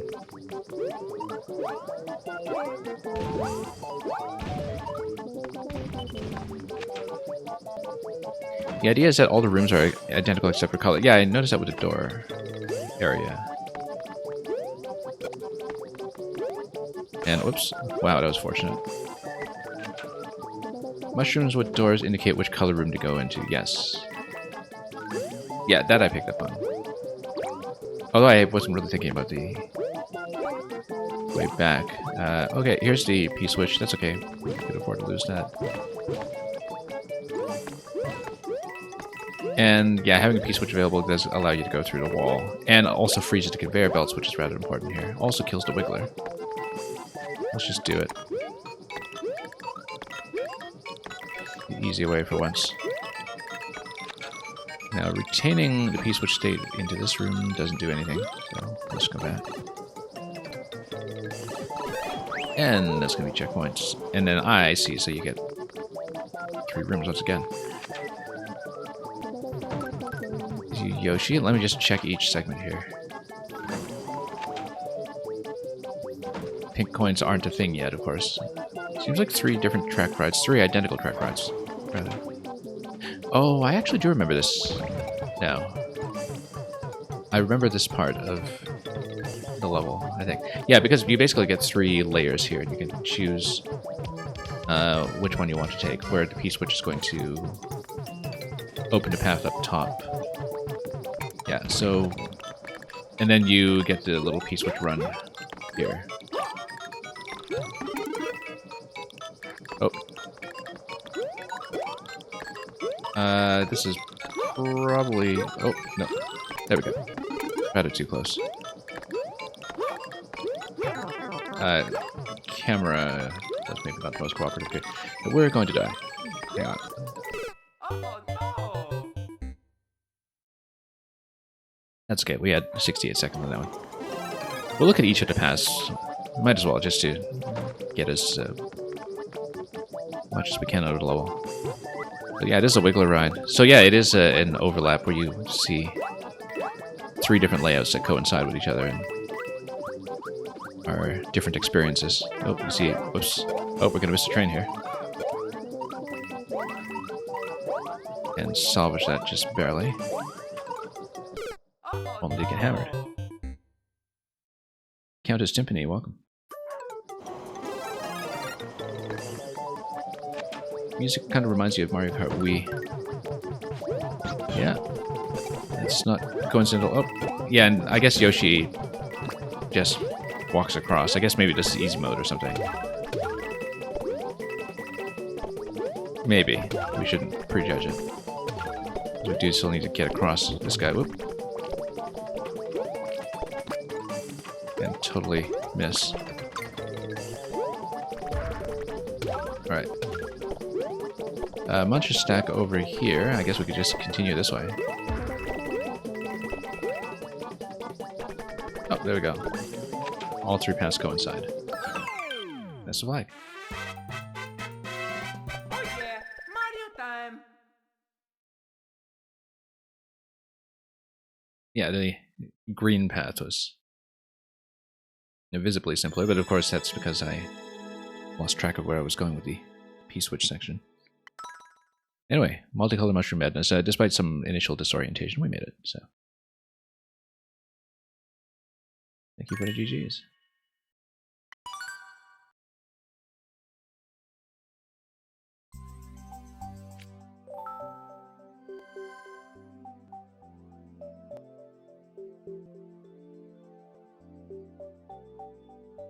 Anyway, let's take a look at prismatic paths.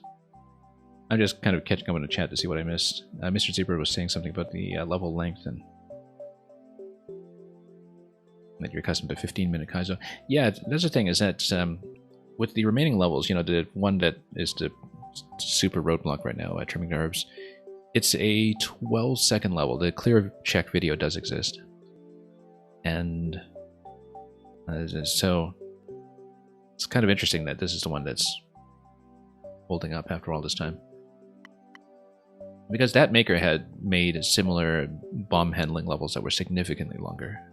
But of course, I think they received more dedicated attention from people trying to clear them over the course of a year or something. And here we find ourselves in a bit of a tighter time crunch. Here's prismatic paths, continuing the multicolor theme. Something very similar. Oh, maybe this is just the 3 paths part as a standalone. Yes, I noticed that in the layout just before you said it.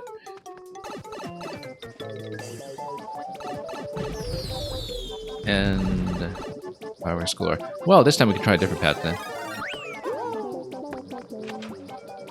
Because as a standalone, then we can just, you know, play each segment. We might even play both of these just to beat it every way. And get the most out of this without having to replay the whole first part. Oh! Totally wasn't watching a track in that turnaround there. I made the same mistake the first time too. Yeah, since this is available as a standalone, yeah, let's just try to clear it with both options. And both remaining options. It's here, we'll do it. Always have to watch out for the bits when the Wiggler is walking off track momentarily. And let's turn around a little bit more sharply than I was visualizing.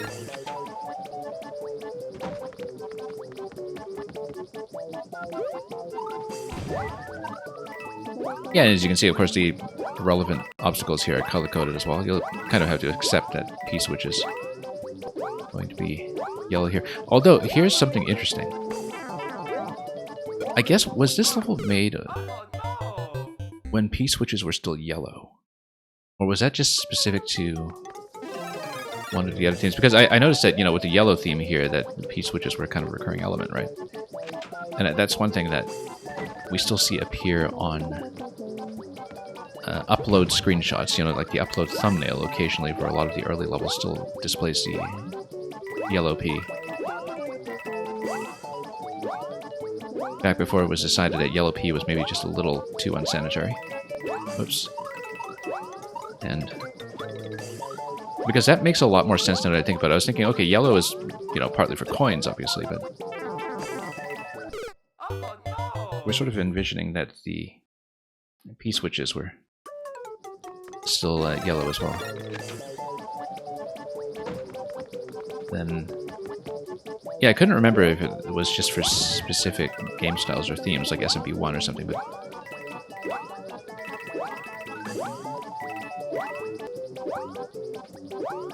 oh, I keep missing this turn. Let's pay attention here. Even if it is Wiggler Wednesday. I guess Pacific Daylight Time would have just exited Wiggler Wednesday, which we're taking great care to enunciate more accurately than Nintendo did themselves. Oops. But anyway, this is an angry Wiggler, so into the red zone he goes. Whoops. Once again, this turn here is much sharper than I think it is every time. That style of turn, rather.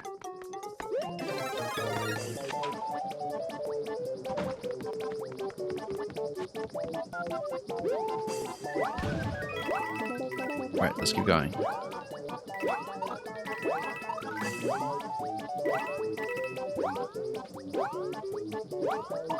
But yeah, we'll learn every path since we're here. I keep watching the Wiggler rather than watching the track. That's part of the issue here, is that we have a lot of situations where I should be reading a lot more accurate than I am, whereas we just need to maintain height, really, and just stay centered, and then... Oh, there we go. Let's not ride too far away. And we'll do one more run with the yellow path as well. Oh yeah, Mario time.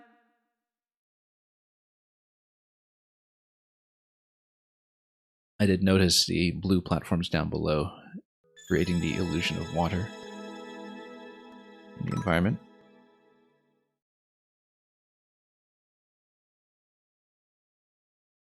And let's take the yellow brick road of sorts, I guess, if the coins all transform into bricks. When they were yellow, they were question switches as well. Yes, that's right, that's right. I remember that now. Takuma Rako requesting number 73. Let's do that quickly before we get too deep into this one. Just have to pull that up.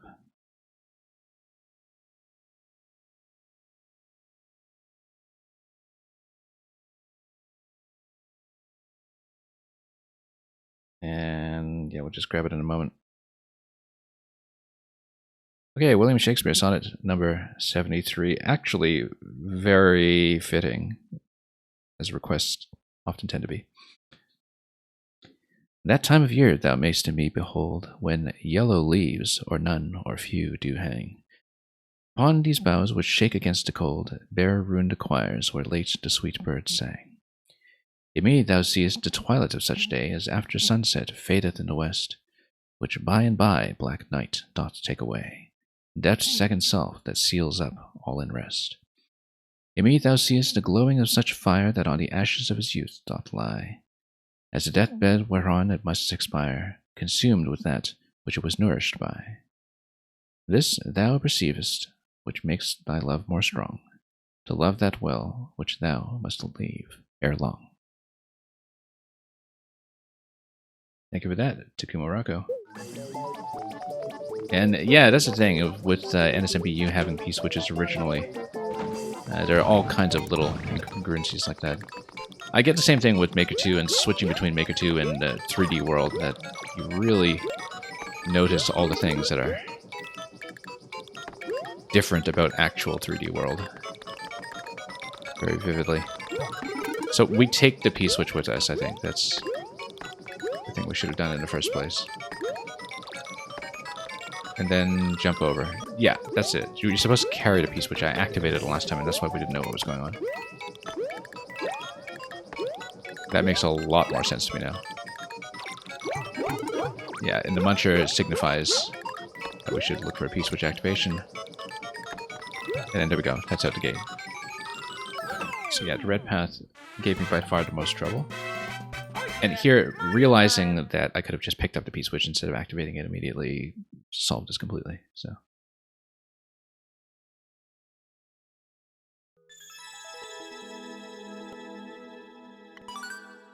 Let's keep going.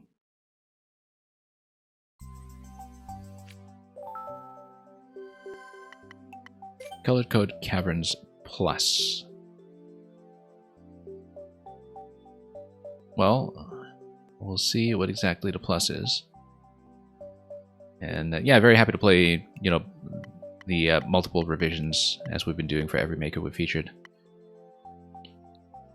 And this time we'll try to keep our eyes peeled for any of the one-ups I might have missed. I think I missed number 2 last time, but we'll check.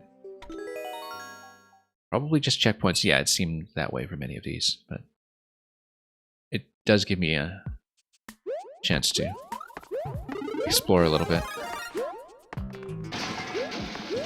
I actually noticed that the initial segment here with the buzzy drops and such seems slightly nerfed, because we were getting whacked by the buzzies like crazy the last time we were here. So there were definitely some visible difficulty adjustments, perhaps. If I'm not misremembering from an hour ago. Or less. Yeah, so this was what up number 1 is before, I think it was noted this way. We didn't note this last time, but the number 1 you can see is in the layout on the left side here. Quite possibly we missed the number 2 in quite the same fashion. Whoops. Oh yeah, that was the one I narrowly dodged last time. Anyway, let's take this. Yeah, much easier to just get this part done without getting immediately hit this time. And here we are. Oh, whoops. Should have just done a spin jump with these guys, but we'll grab this shell and we'll let it deflect properly. And drop everything out. You know, we didn't actually check this location here, but no, we're at the bottom of the layout. There's no way that's anything. The camera would have let me know otherwise. So, oh, did we not check up here? Flower. Oh yeah, this is just an alternate route, unless this is something new. I don't think I saw this route last time, but yeah, because you've got this piranha gate down here. And then what does that give you? Yeah, we didn't get the fire flower there before, so this was either new or missed. One of the two. And possibly we'll need to keep it. It makes hammers easier, of course. As it traditionally had done. Whoops, never mind. Oh, let's just whack him.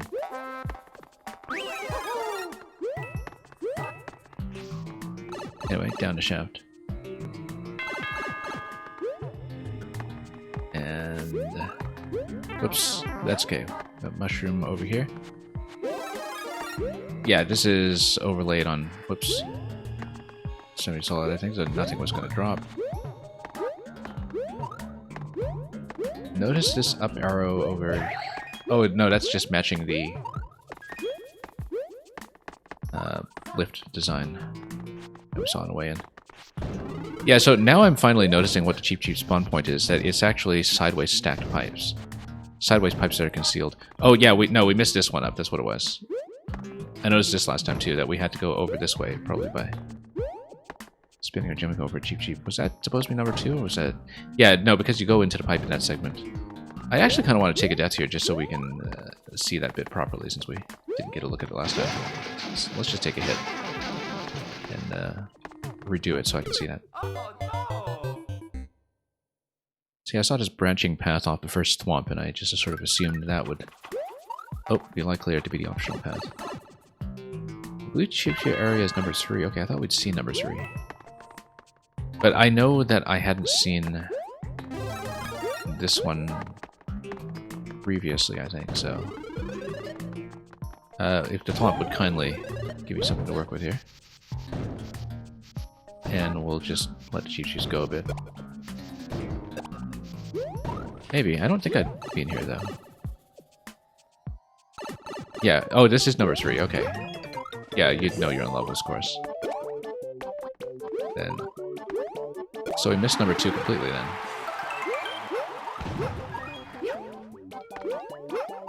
Trying to get enough height here to get up here. Nothing. That's okay. We've seen it. I guess we did miss number 2. Anyway, we'll take a POW. Please take 1. And then, oh, you can just whack some of these with POWs and get rid of more Magic Koopas as you go. And yeah, that takes care of that. Oh, too bad about that mushroom. Sapped, but we'll take it. And down we go. Number 2 is back in the Piranha Plant area. Okay. Oh, by where we got the Fire Flower then, I guess.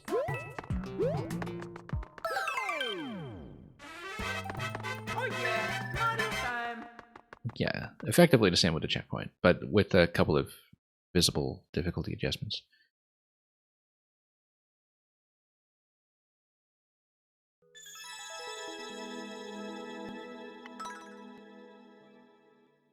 I mean, this is quick. We can go back and take a look quickly.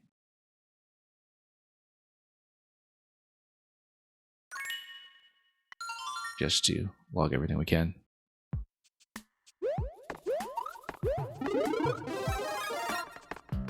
And here we go.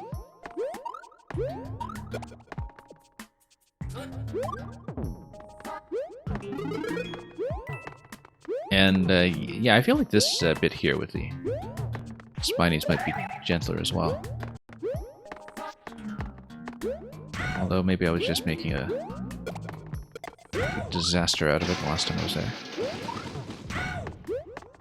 Yeah, piranha plant segment down here with the wiggler. Oh, there's this pipe up here. I thought this was just a pipe for the piranha though. But we can zap with the fire flower if we wrap around the other side, unless it was the one-way panel. No, we could wrap around here. Let's just grab fire. There's also this pipe to the side over here. We can check.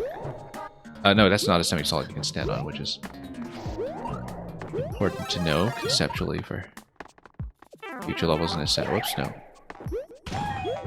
I was hoping to just... Oh, bad idea. Spin.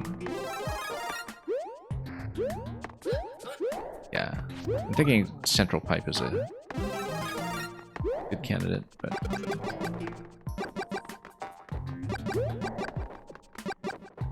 Yeah, deflecting off of this will not work that well. There we go. This is definitely it then.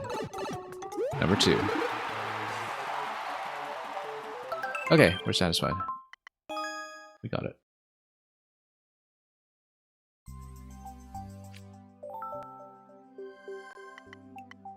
High Dry Dock Plus. Might just be checkpointed again, but we'll do it again. And then, yeah, in sequence, next is perhaps the re-upload of Junior Airship Showdown, which we'll see soon enough. And we'll just get through this one.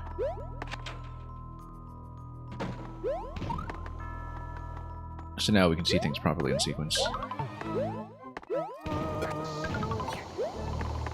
Whoops. I am trying to soft drop the objects whenever possible because the wall bounce off of every throw in Maker 1 is something I'm still not very used to. But we'll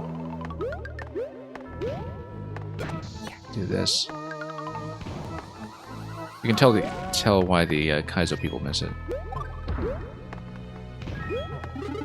Oh, okay. Punches galore. And yeah, I guess we'll grab the POW as we've been doing previously.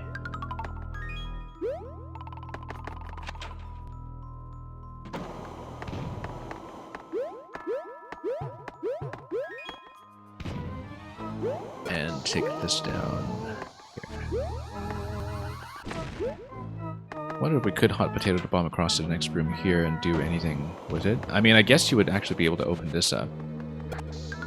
Interestingly enough. Does that give me bombs? Yes, it does. Thought so. Good to know. Saves us some trouble. No, it doesn't. It doesn't save us anything, because this is, of course, the illusion of being the same room, only you've busted everything up and also added a flag for some reason.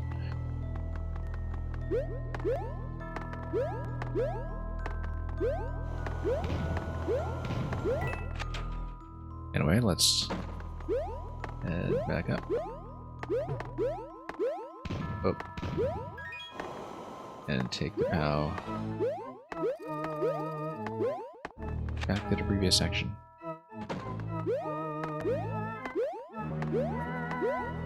Okay. Here we go. Wasn't within range of lowering POW above the muncher, but... oh, that's not exactly what I wanted to do, but that's okay.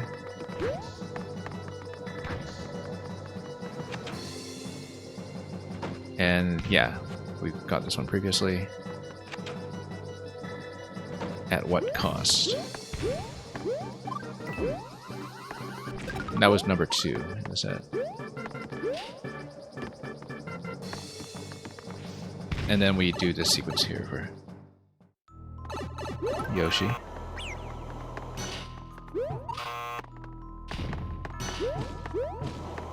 Just smash that open. And ignite a bomb as it comes over. Whoops.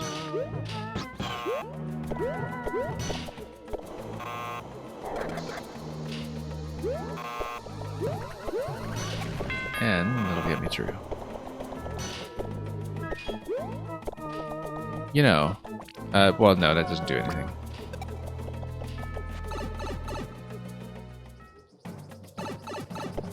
Thought had occurred to me to do something with that bomb, but no, it's just an indication of what is currently going through the machine.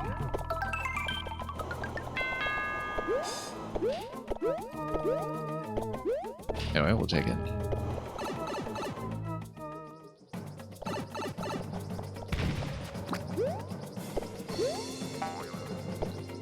Okay, now that we're up here, let's... Yeah, of course you can't tongue through walls in this style, but...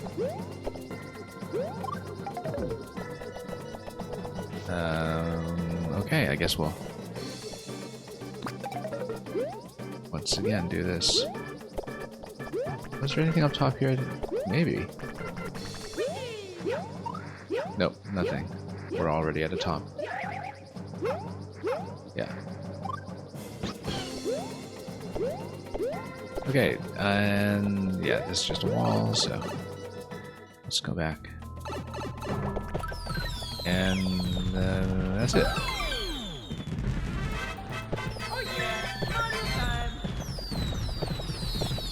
Yeah, same as before with the flags.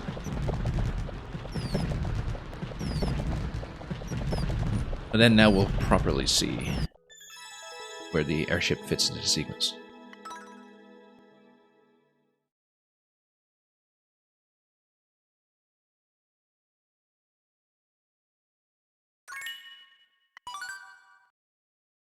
Airship boarded, yeah. Well, in the sense that Nintendo boarded it up initially, and then we have to reopen it.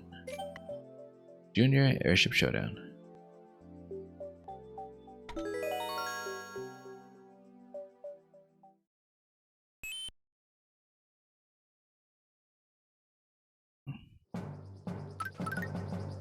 Okay, yeah, notice this initial position with this conveyor as well. That's, once again, not something you can enjoy anymore. Oh. We should probably have gone up top, but that's okay. We'll go down here instead. Got a bit of inaccuracy there. We have a top path. This being an auto-scroller, we'll just commit to it. Dodge all that.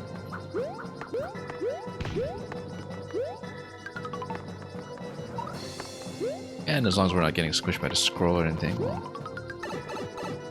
be out of here in short order. Okay, there was a power up top that is not within view.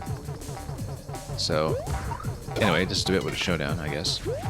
Part 1. Likely part 1 of several.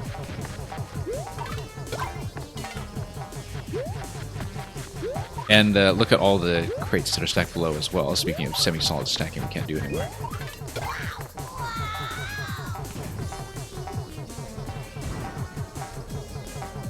Yeah, I kind of like this bit with the periodic mushroom as well, where you do need to at least live long enough to grab one, so it's, you know, not quite infinite power-ups or anything, but anyway, Junior's going to launch himself. For some reason that made me think of the gliders in Tears of the Kingdom, I don't know why, but... Whoops. Yes, and then he's going to blow up the bridge. Or at least attempt to. And we're not really within reach at all, I think. We'll just need to wait for him to come down the track. Yeah, because we need to gain some height in order to do anything with him, since we... Oh. I feel like theoretically we might have been able to just climb up top here. Oh. Try to get the kill through the blaster right up there. I feel like it's theoretically possible if we just have a position with the red blasters that is just convenient enough. Anyway, the bombs are going to go on a bit of a delay here, and then there's a chomp to take you up as well. We totally could have just ridden him through. Oh, also... Oh, missed it. Totally missed it.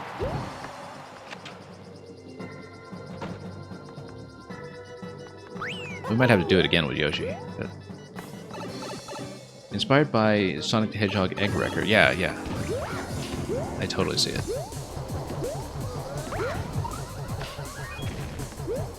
And... Okay, so, whoops. Let's blow up that bit over here. And now that we've done so, let's... Let me just take a look at this. There's a POW down below. Oh, I see. Yeah, bomb ignition down below. And then that releases the spiny shell. And the spiny shell gradually unstacks the munchers. And releases Junior into this area here. I always enjoyed these release into the arena phase 2s. And yeah, you can see there's an exit point for the clown car up here as well, because back then, no key doors. You could, of course, try to skip out of there without killing Junior, but what fun is that? And yeah, if you would have a P-switch activation to release Yoshi on that side. I'm thinking, you know, do we break the bricks open? It would be P-switch because it would disable the conveyor belt, but... So, breaking the bricks open with the shell probably doesn't do anything for us. Anyway, poor duplicate Yoshi, he's not going to have quite as good a time. But we'll get it clear. Yeah, so we missed slightly the opportunity to take Yoshi with us into the final segment, but at least we did check that location.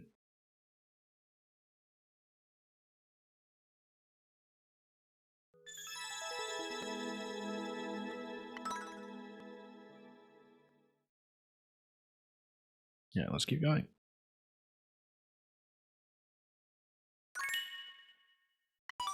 Just spotted a Mega Bowzilla cameo scrolling through the recommendations at the bottom. Boost Plumbing Nightmare plus checkpoints. Yeah, so this was before you came onto the stream, but when we did Boost Plumbing Nightmare earlier, we did take the secret exit.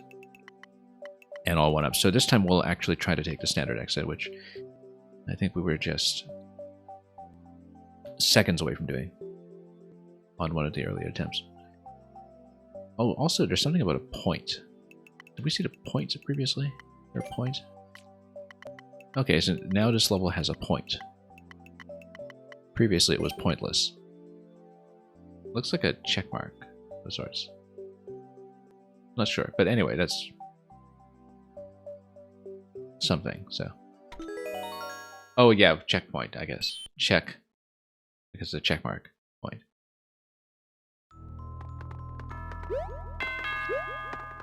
Anyway. Yeah, I remember you saying so. We were talking about this when I played this level at the beginning of the stream. That you uploaded it on, what, day 3 of the game or so, and something of this complexity. I was sure that you had designed at least some of it on paper, although you would perhaps had to work out some of the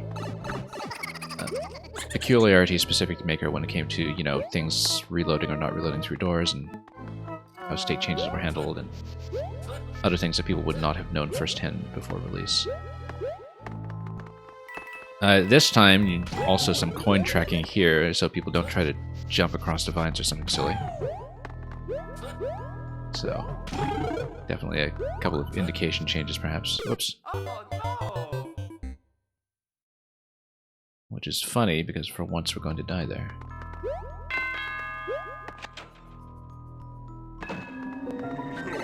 But yeah, it's been the case with a couple of the makers we've looked at that, you know, sometimes we see something of this level of complexity that was uploaded week 1, and you can sometimes tell that there was a lot of theoretical design going on. You know, why can't we just do this? Yeah. You know, like paper prototyping before Maker actually came out.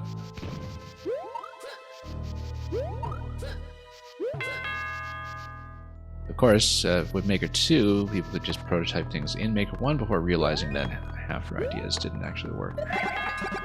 Why don't we just app this? Yeah, let's do that. Yeah, like I said previously, we already saw all secrets and a secret exit, so we'll just try to play it standard and observe changes as we go along.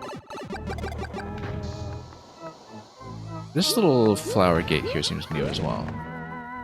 Or maybe I just completely misremember. Or... yeah, because now we have the checkpoint located here. Right, because I guess if you had the blaster facing this way, upon respawning a checkpoint, then that kind of preserves your progress through the route as well, if I'm reading this correctly. Anyway.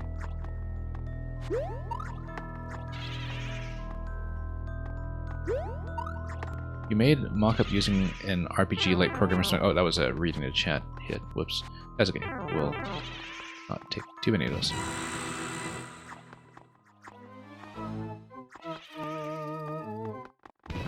Yeah, because I think I very distantly remembered you mentioning something like that. But here's a flower.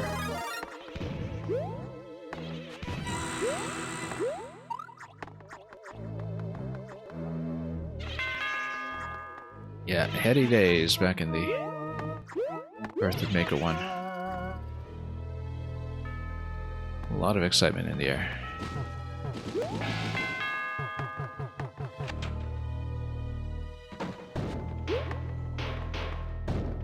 Yeah, you have to wonder how saturated interest in Mario Maker is at this point, even if there is an eventual Maker 3, like how much room for growth there is. Or whether people have generally kind of made up their minds as to whether Mario Maker is their thing. And... okay, anyway, checkpoint over here. That's also new. We never did actually wrap around the wrong route to see what happens with the lower pipe. We know there is a lower pipe, we just didn't bother checking it and seeing where it spits you. Oh yeah, number 2 over here. Oh, okay. Oh, number 2. Okay, yeah, we actually didn't see this. Because I, again, never actually went through that route. Oh, whoops. Didn't think about a chomp following me through here. The guard chomps are a trope that is going to return in some other levels as well, if I recall. And yeah, we are going to take a hit coming down here if it works the same way it did before. The Wii U came out in November 2012 at Tacoma Rocco, so yeah, you're correct. It's more like 11 years and a couple of months. So, a little over 11 years. And Mario Maker came out on the 11th of September 2015. Notice the boo with this bumper now, too. I feel like the bumper overlap here is new. At least I don't remember it previously. Right, because previously this was a star segment that we used to kill everything. So yeah, this has actually significantly changed this area here. Very significantly changed if you look at how the boo ring works.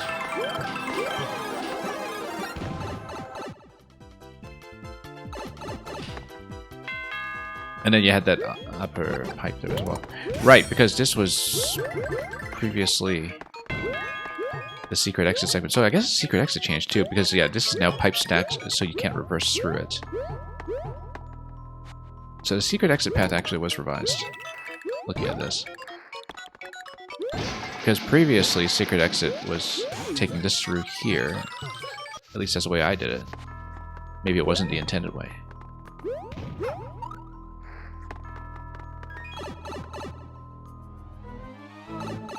And regardless, it doesn't work the same way now anyhow, so maybe it's worth it to redo the secret exit just because it has actually been modified.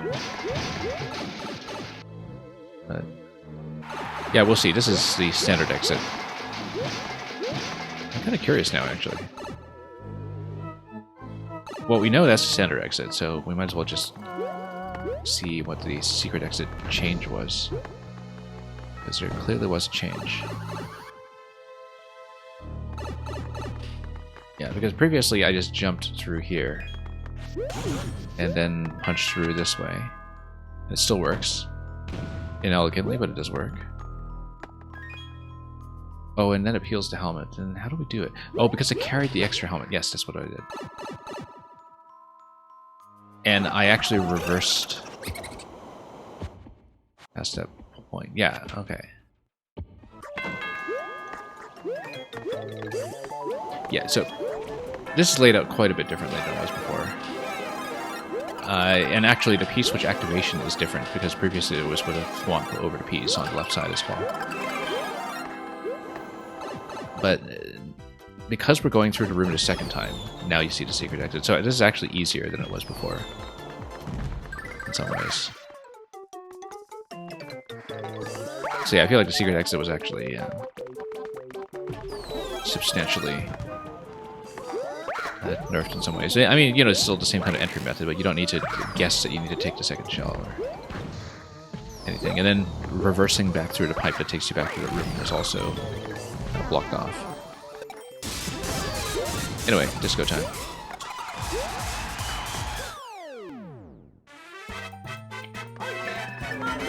So yeah, I came in here intending to see the standard path, but seeing how that connected, we just got both versions of the secret instead, which is fine by me.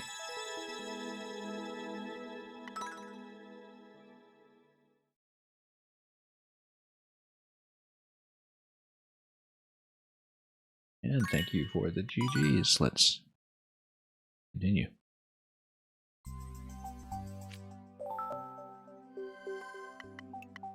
Bowser Jr.'s Hot Pursuit.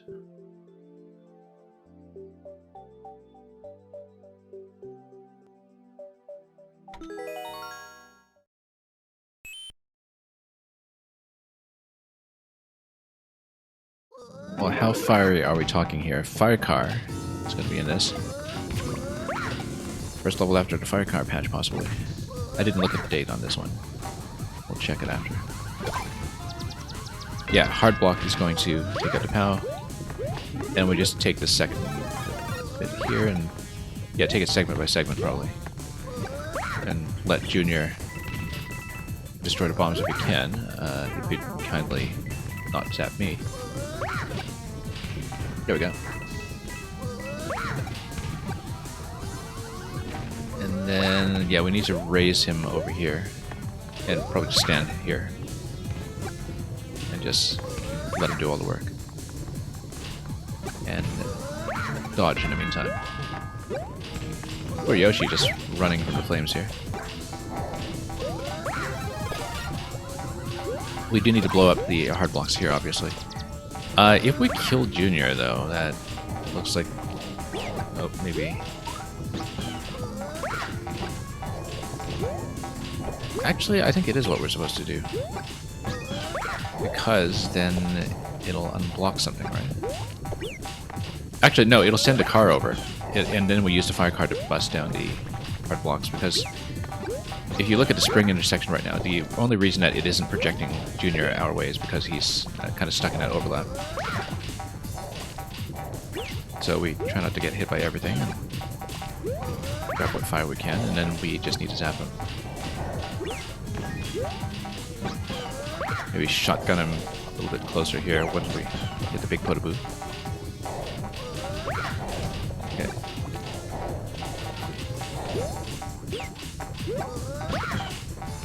But yeah, the clown car is going to be ejected out towards us, and then we'll use it. There we go. Then we ride it out.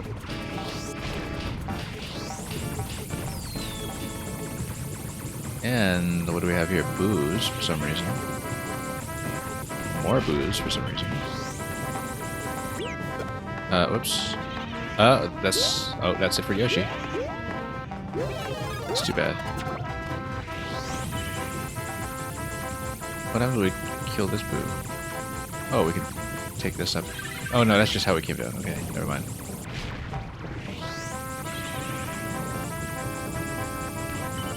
And we can just drop these as we go, if we want to. And, oh, more projectiles, okay. Oh, we did lose Yoshi, unfortunately. Oh no! And yeah, if I read a one-way panel, we would have known that I shouldn't bother to take that fire car with me. Read that a little bit sluggishly.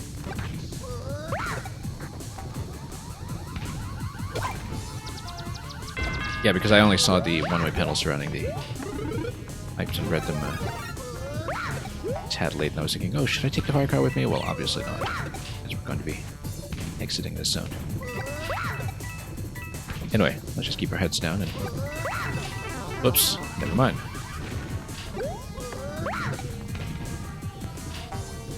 Trying to keep Yoshi plus Star this time, though.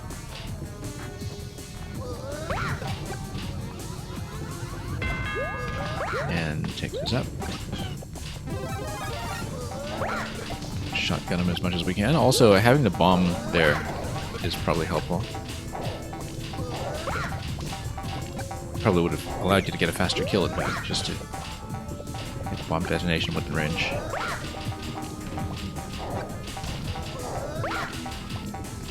And the mushrooms will creep over slowly. Oops. Oops. And we'll just stand somewhere reasonable to fire away at him as much as we can while the mushroom interferes with swallowing.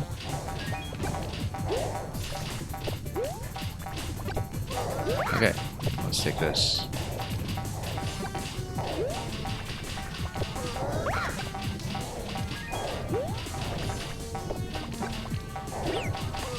Then, let's just wait and wait. Here we go. Let's do this properly this time. Yeah, the start location is pretty visible. Wasn't quite sure about all these boos, so...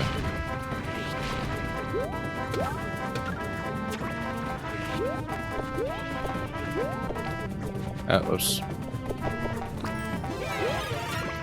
And yeah, let's just ride.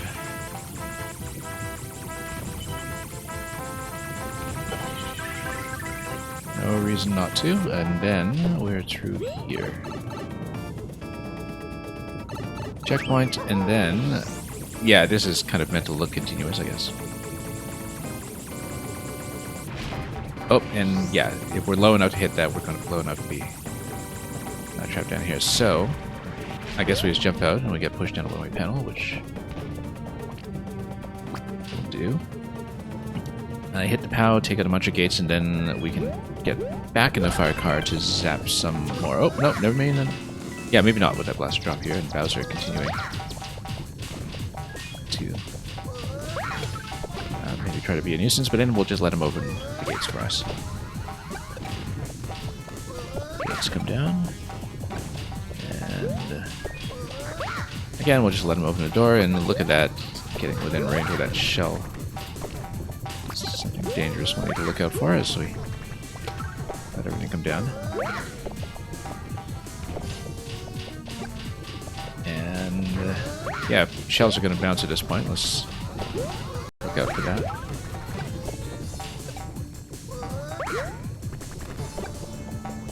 Nice little complication there, actually.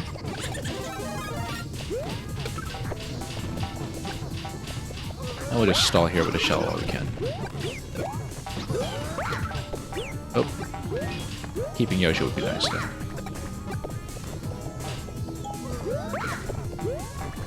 Yeah, no block again, it's just meant to complicate things a bit. We probably could have... What about... Oh, I guess no, there isn't really a point for snagging fire with Yoshi at the moment, but we just have to wait for him to get all that done.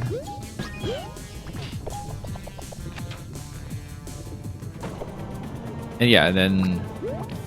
Oh. Just trying to keep the shell here.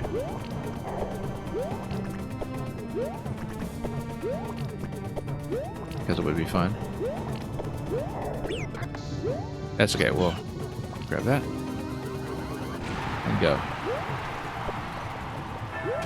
Oh, okay, Spiny Head. That's new.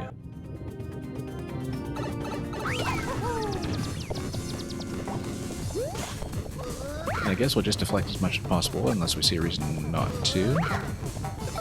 Do I want to fire something at him? Yeah, actually, carrying a shell in here with me was not a good idea. Because we need to hit him some other way. Let's actually pop the shell and just get it out of the picture. And then just fire a little more accurately.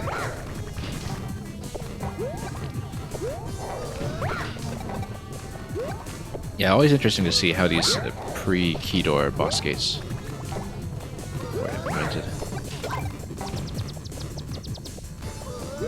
Because here is going to be something with that blaster stump stack. It's going to be a bit of magic happening.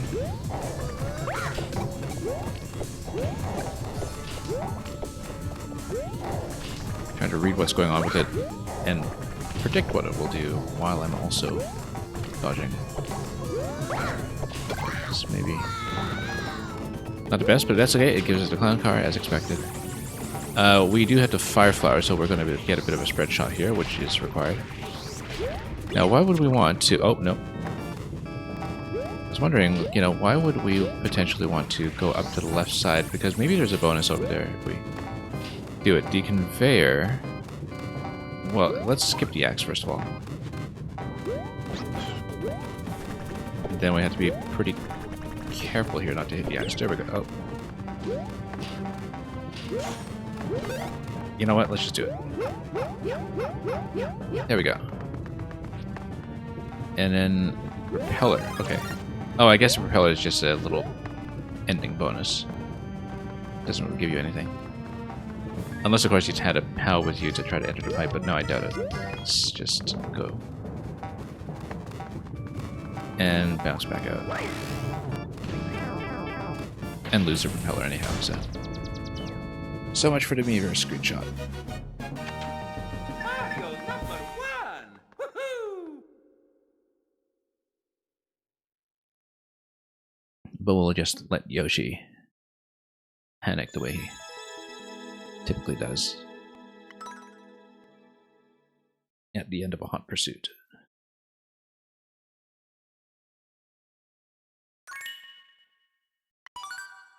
Anyway, thank you for the GG once again. Let's keep pushing and see how far we get today. Dungeon Duplicity. Oh, it looks like... Well, we don't know what it looks like yet. It looks like it'll be...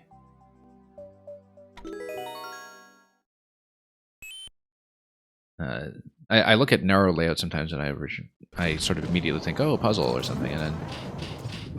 We don't know that for a fact, but it looks like we'll need to enter the pipe here to leave. Yeah, so this is with Magic Koopa plus Axe, so we were talking about earlier in the stream. This rather deliberately gets Magic Koopa to eliminate it. Which means that we probably have to come back with a POW or something at some point to kill it off. This is when block spawn blocking started taking off, yeah. Again, I wasn't paying attention to the date on this, but... Nice little trick over there. And yeah, bomb takes these out, so I'm sure the next time we cycle through here, something is going to change with that gate. Yeah, so this would have been pretty early on with Magic Koopas eliminating things. These are vine blocks, so eventually we are going to send a big shell over, perhaps, unless it's a bomb kick or something. But I'm assuming big shell. We don't know what this pipe is for. Let's just go around. Climb it. star is just going to drop bones on us all over the place. Can we get within range of the... Oh, okay. Never mind.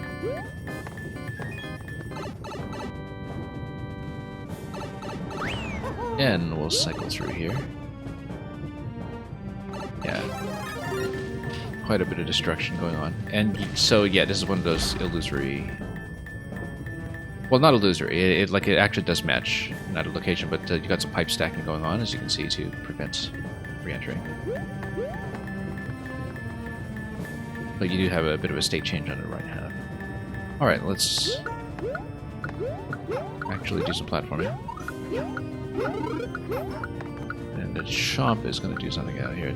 Did we actually see where the chomp was going? Do I need to spin on it, or... Yeah, probably do. Oh. And then, do we... wait for something with the bomb? Oh, yeah, we do.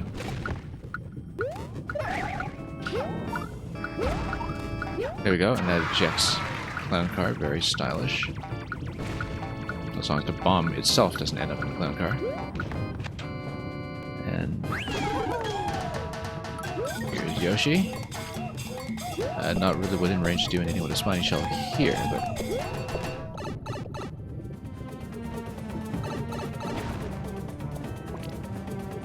I mean, yeah, I guess we should just pop him, but... You know what, I wonder if we can... No, we can't. I was wondering, but that was obviously not possible, but... We're checking. Okay, and then... Big key here. The Buzzy will be the key. Oh, no, we need to get off Yoshi, obviously. That'll open that up. And then, yeah, everything got blocked off over here. We know about that passage from previous experience. I guess we needed to follow the Buzzy through. Let me just grab a shroom first. And this segment here, yeah, we've seen that previously.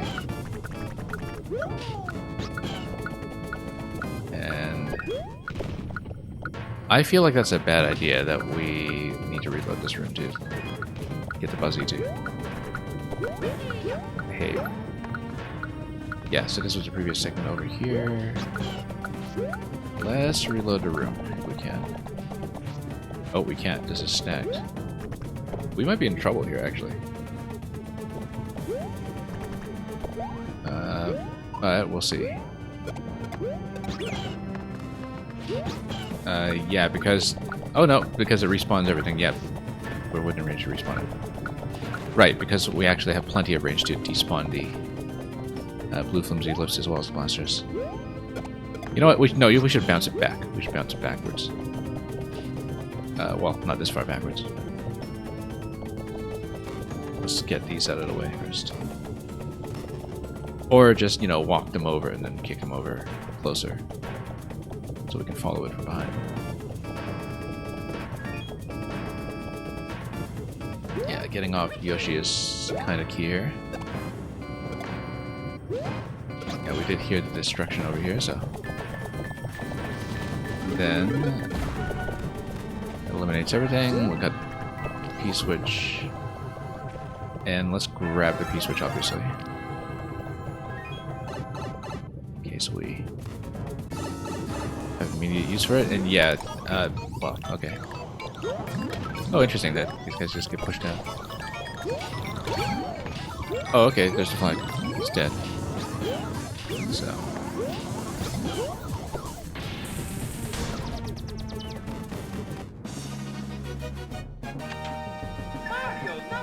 yeah, a lot of the blaster blocking just reframing the entire path on the way back. And of course this cute little bit with the Magic Koopa and the axe, as usual.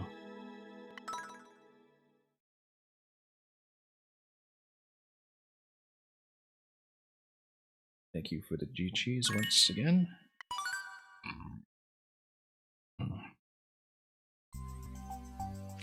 And yeah, so this was in February 2016, so still before Key Doors, I think. I can't remember if it was January or March of that year. But yeah, because there was one last major patch. That was March 2016, I believe. But this was obviously after Fire Cars came in. This was the previous level. Fire Cars, I think, were January 2016. I seem to recall either that or December. I think it was January. But this was years ago. Yoshi's Mushroom Spit Roast. This looks like a puzzle. Oh, I think I vaguely recall. I wouldn't remember the solution years later at this point, but I vaguely recall this might have been one of the first one-screens, or at least one-screen-wide puzzles I would have done at all in Mario Maker. I wasn't really that familiar with the format back then, and it's been very satisfying to go back to some makers like Pink Birdo and really get a sense of people who did everything they could with this format. Anyway, this is going to be one screen wide but two screens tall. We will keep that in mind and see what we can do. Yep, it is a puzzle. And Miss Piggy, welcome. Indeed, it is puzzle time. Let's drop Yoshi for a moment, grab the mushroom, bust everything down over here. Probably just activate a P and see what happens with the conveyor. Yeah, that's going to lower everything. We'll eventually want to get the key over here for the axe. Mushrooms have been reloaded for us. Something is going to drop off the thwomp on the... Oh, maybe we should go for the bumper. I was thinking something is going to drop off the thwomp and hit the note blocks to displace the thwomp over to the left, I think. And then the thwomp is going to go down and whack the POW. Possibly killing the thwomp gives you the key, but I'm not exactly sure. This is, of course, after the key door patch, as we were saying earlier. Oh, mushroom on the note block, I bet. But we would need a mushroom to do that. Can we reload the room? Right, key is up here, actually. So we saw that previously. So the key is not held by the thwomp, but...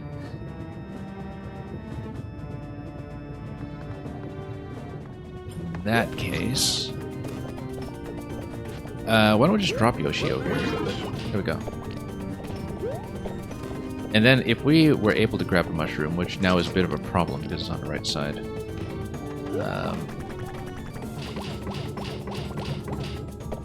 Go through the saw to get a mushroom. Yeah, I absolutely can. Because Yoshi will just run. Oh, maybe Yoshi needs to run on top of the note blocks and then... oh, no, we'll just grab him again. No, because Yoshi's not going to run across far enough. If he takes a damage state over here, he's just going to fall in. But here I feel like we need to do a mushroom spit in this location. And that instead of landing on a mushroom earlier, we should have grabbed it and then spit it across, which, again, is Maker 1 specific.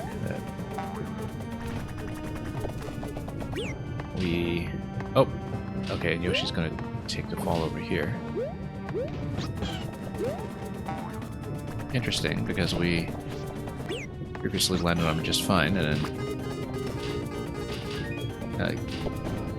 get the POW down here. Now, what does that kill? Well, it gives me access to the propeller. That's the main thing. Yeah, the POW just gets rid of the thwomp nobs out of the gate. Wait, why don't I... Oh yeah, one-way panel, of course. Let's not assume that everything is trivial. Now let's see what we can do with one-way panel at this point. It's going to be losing Yoshi and then taking the propeller up. Oh, okay, never mind. Wall jump, though. Never mind. Look at that cheer there. If only.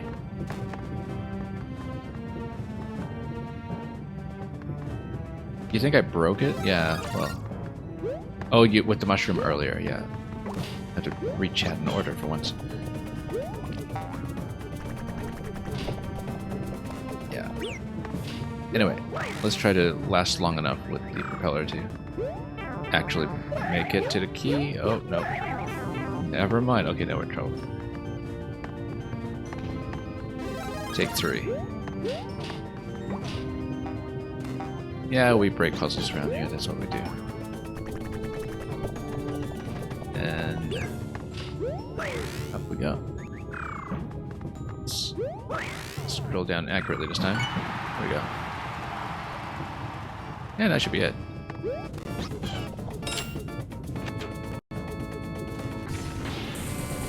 And look at this surprise Bowser from the spawn block here. Mario #1! Woohoo!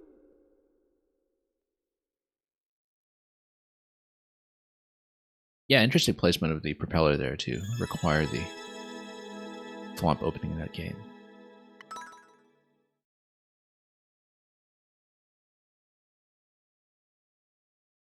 It seems like in Maker 2 we rarely see one screen wide, two screens tall as a puzzle format anymore. We were talking about this a few weeks ago when I was playing Pink Birdo, because that's a format that she absolutely pushed to the fullest in some ways. But we just kind of see a lot of one screens that are kind of strictly one screen in Maker 2 nowadays. Often with, you know, some kind of scroll stopping boundaries on either side, but anyway, a dash of duality. Not much duality, just a dash. But we'll see it.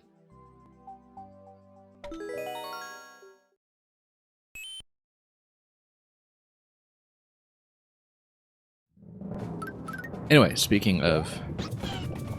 Oh, just being back in the castle with propellers. So you can see the ending here, P-switch, interesting. Why would you? Oh no, that's just for the ending sequence, I think, where, you know, you drop on top of the axe and then something happens with P, perhaps. Let's not spit it that way. Oh, can I spit it in such a way that I can obtain it? Let me take a look. We pulled it off the track though, so never mind. I guess we'll just send Yoshi through, and if we don't have it, we don't have it. However, this might be a problem. Yeah, with no propeller, this is a problem. I think we do need it. And maybe this is an SD lock moment here, but Oh no! that's what happens when you just swap off the propeller like that. The reason for this is to tell the player they need to carry the propeller to the end of Yoshi's move. Ah, did I understand that?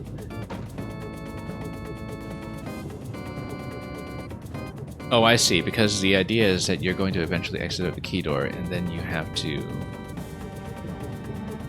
take the propeller through upwards.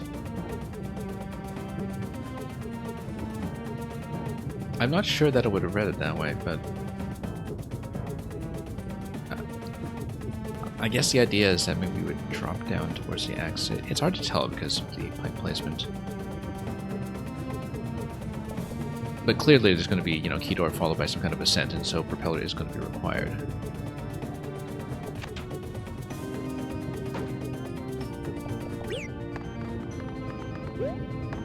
So yeah, I'm not sure I would have been able to read it that way necessarily.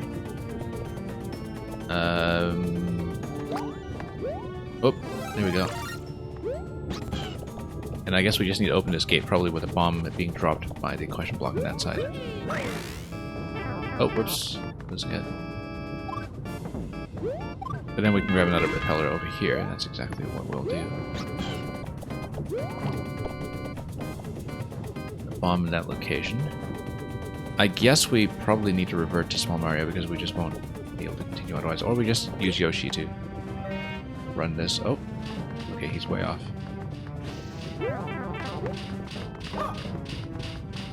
Oh, and he was supposed to bump all this to give us some vines to climb, and then... yeah, it's going to be a cooperative experience. And then we do the thwomp displacement to open the gate. Always fun to do that quickly. And then we'll Donkey Kong our way over to the pink coin, 1 of 3.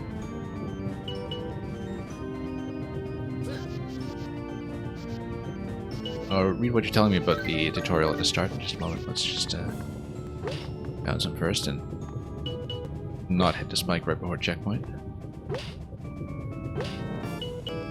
There we go. Mushroom check over there, and then the Thwomp is going to go well out of the way. So you're saying the start is a tutorial where you have to hurt Yoshi and send them through with mouth. Okay. Yeah, I definitely didn't really parse the ending that way, I think, but we'll run across here quickly. Lift is just going to send me up through here and push through, and then we open way up from there, I guess.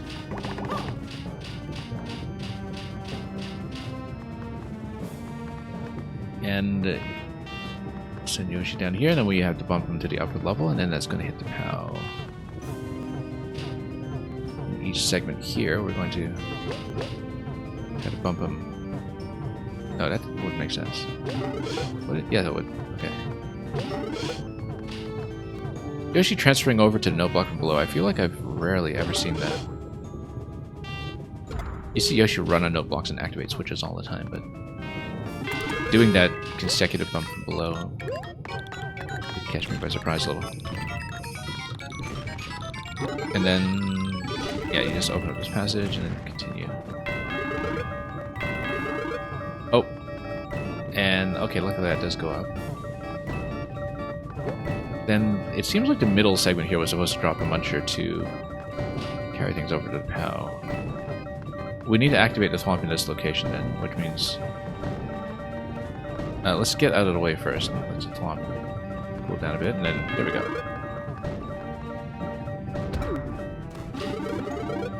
Works out rather well, actually. Bomb just making contact with lava, of course. And the P-switch is just going to let him run it.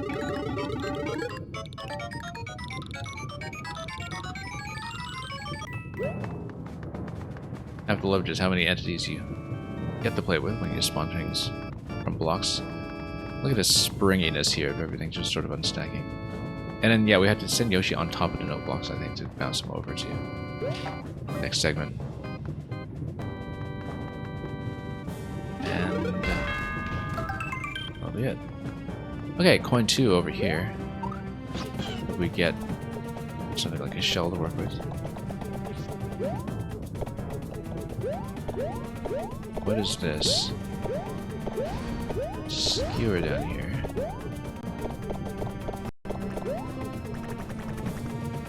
And we know we can just obtain the propeller at this point, but why would we? Looks like a potential bonus over in that area, in fact, but we'll check it. Oops. Can't quite reach that. It's not without the propeller. I feel like there definitely is something on that side, though. No, it's just ground. What is this all about?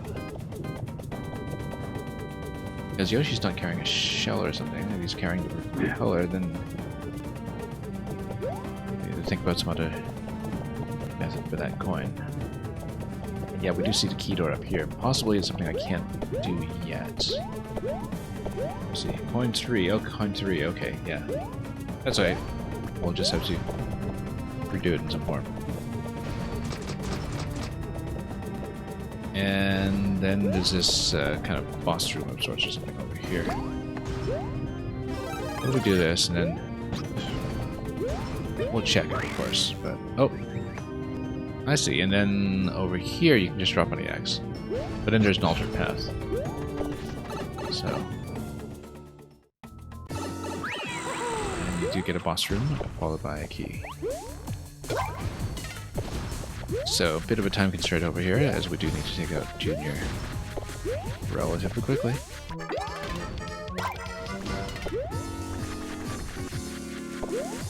This is going to be a problem in a moment here. Is it going to drop in? And, yeah. Up. Yeah, we're going to lose. No, this ground block, actually, we got through just fine. But then... another key door for the star over there, okay. And then, yeah, we need Yoshi to get rid of the P, or we can just step on it. Let's just step on it. Okay, so we did miss some coins, so we could maybe crap through this another time. This level has 3 endings. Yeah, we've basically seen 2 of them if we bothered to drop down.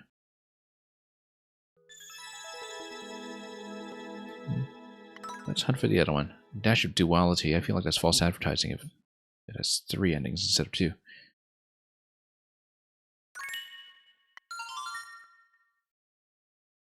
But let's see it.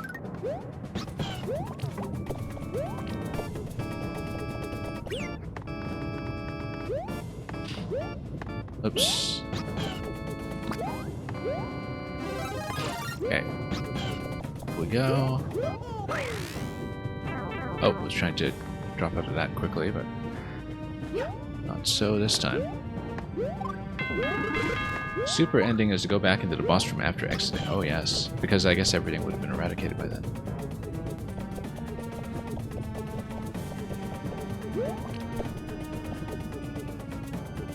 Let's take a look at this.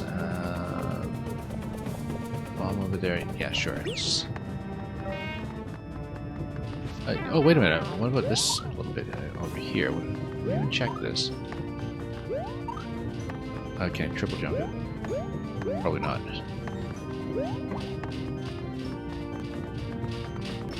You know what? Let's check this again quickly. I didn't even look at it properly. Let's do this again.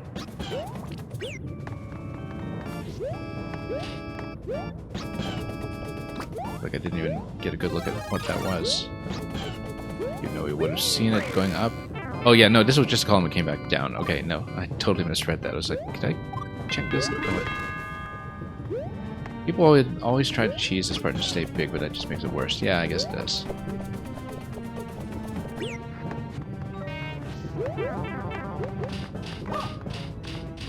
Anyway, Yoshi drops everything.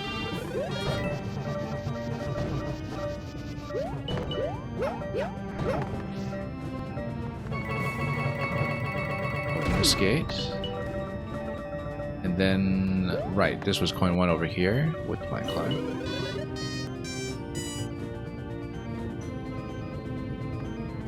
Now we'll just wait a bit. Try not to lose anything too trivial. Yeah, so at this point we can send Yoshi up and over. And then that'll open up the top gate. Now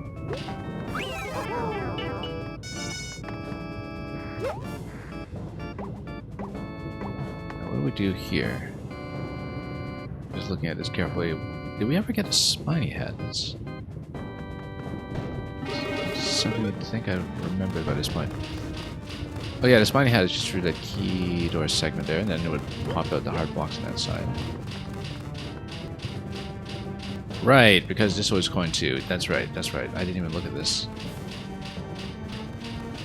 Because what would we need to get in coin 2 happen here? Yeah, no, I even noticed it the first time. We just didn't do it for whatever reason. I wonder if I was myself supposed to push through there.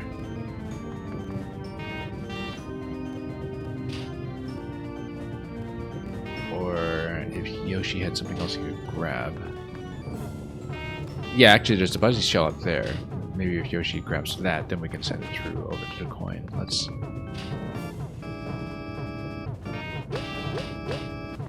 just open this.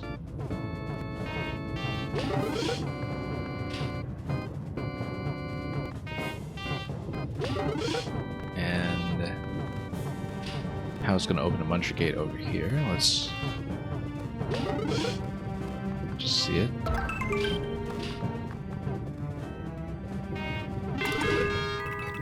And oh, Yoshi's going to make it all the way across, but then... oh, I see. Yeah, you would need to hit the shell over here and then send it across. I said hit the shell over here. Oh, come on. Let's just jump it. Against my better judgment. Just take it with us, too. I feel like there might be a good reason to do it. Now, what do we even do here? Oh yes, we just spawned this. And how long can I keep the shell? Let's take a look at this. Oh, right, this is a swamp segment where we have to get it to travel over. Or rather, we do need... What do we even do here to get this to go previously? Activate the POW, and then that gets rid of the muncher gates. Oh, whoops! Totally wasn't watching the shell wake up. Spent way too long on this. Okay. Anyway. Still in roughly the same state we were in before. Except this time without Yoshi carrying the propeller. But we know that we actually want Yoshi carrying a shell for the later part.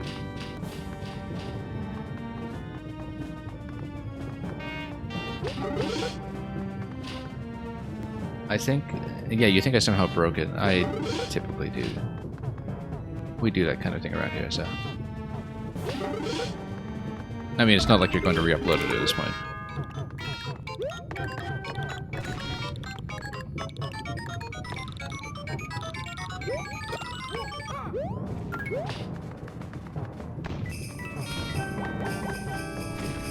Yeah, I broke the swamp segment, is what you're saying. Let's see here. Because we want the swamp to drop each one of these individually. How did I even break this open? Oh, we actually clipped Yoshi through somehow, probably because Yoshi bounced through before the muncher was loaded.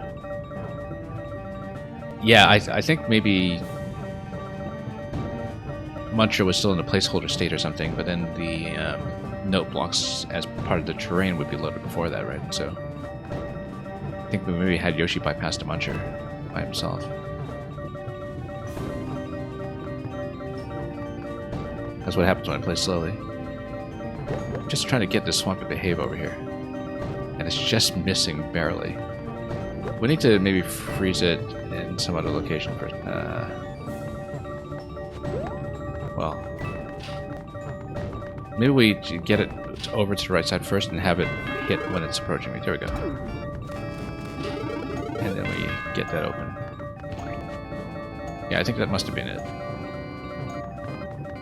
Did we get that shell early? Yes, we did. Okay.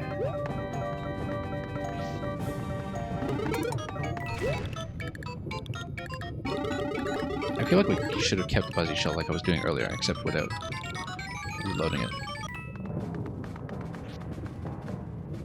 Because you do need the shell at this point for Yoshi to grab that and hit the coin. So maybe we should take death until we know what we're doing here. I think I might actually want to take to death unless we see a shell for him to pick up. Which I do not.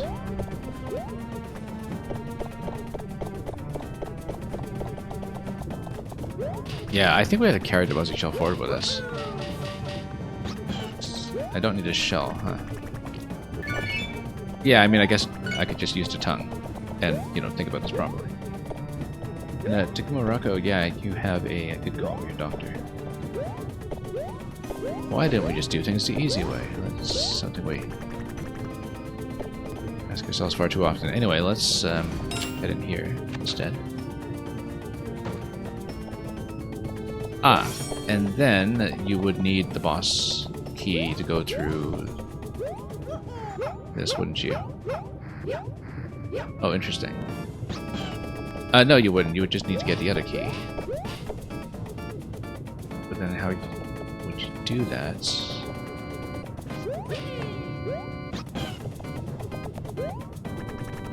Without something like propeller. Yeah, you would need a propeller at this point in order to do that, because then the idea is that you come down here and you spin the propeller. Either that, or you can kill the boss. And then maybe come back through the pipe. I think you do need to keep the propeller up to this point then, yeah. I kind of want to see what I can do with this now. Yeah, because if you don't keep the propeller, you're in big trouble.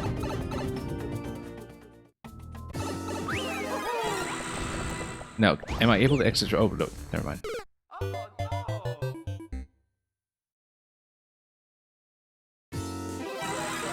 But then, if I have to keep the propeller, I do have to start from the beginning, then I think. Yeah, I was just a little late here. Oh, interesting, that this skull will just go. Oh, because that's just part of the boss door demarcation. Anyway, we took a key death, so let's just redo it. Oops. So we can see the true ending.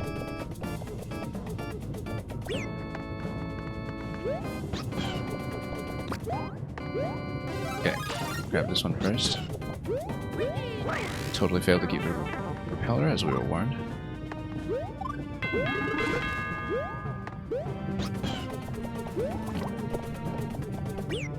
And not die at this point. And also not forget to get coins 1 and 2. Still very satisfying to do that. Coin 1's just going to be here. Coin 2 will be with the shell.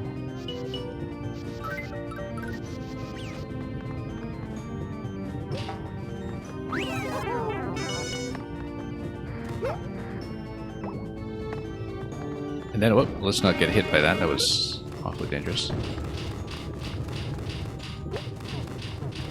And over here. Yep, kindly load Yoshi into position. And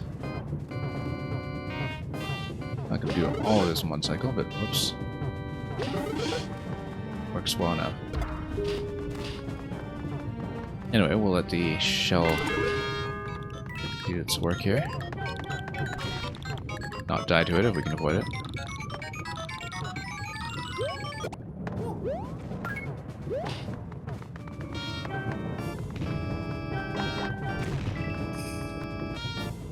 And then, yeah, let's not break it too much.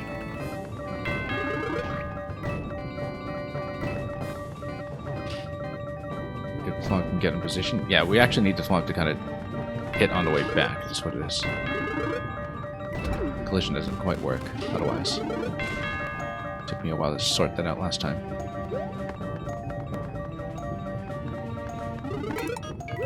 Release.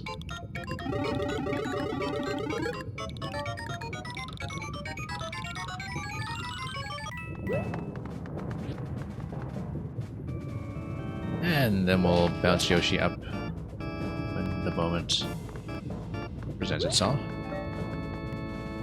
And we'll actually tongue the coin for once. Do the obvious. We have kept propeller up to this point. Let's... Oh yeah, Yoshi would need to release the propeller in order for me to tongue... Oh, let's not lose it. Oh. Although, maybe I need to crouch... Oh wait, maybe not. Hang on. There we go. That could have been complicated.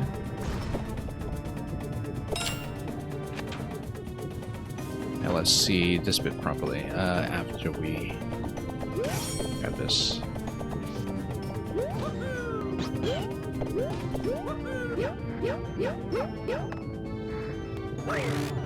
And, whoops, maybe work on that slightly.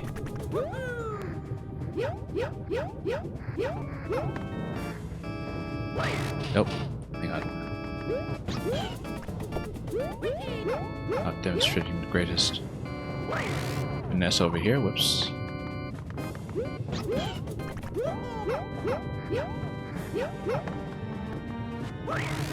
Okay, that's...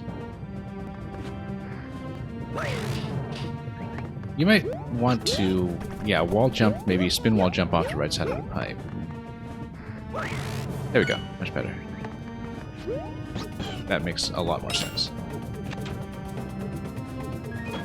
And the key, and lots of pipe stacking. And lots of other things to break. Lots of things to break, except it's just one-way panels up there. Okay, so never mind. Oh yeah, this is the Yoshi face that was at the beginning of the level. Now, if we have the spiny hats, what does that do for me at the boss store? That's it. Oh, we can come up here though. No, that's just a way back to the key. So where were we? Well, we can bust down Junior. There was the additional key door that was past this point. And we can also just exit quickly. The Kumarako. Should I be concerned that you're asking for help after having him call your doctor?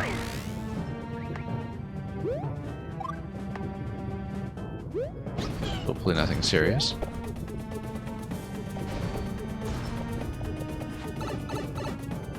Yeah, because I do see this key door to the left here that we can't really seem to reach. Would Junior like to come here and play? Oh, I should have just stomped on him.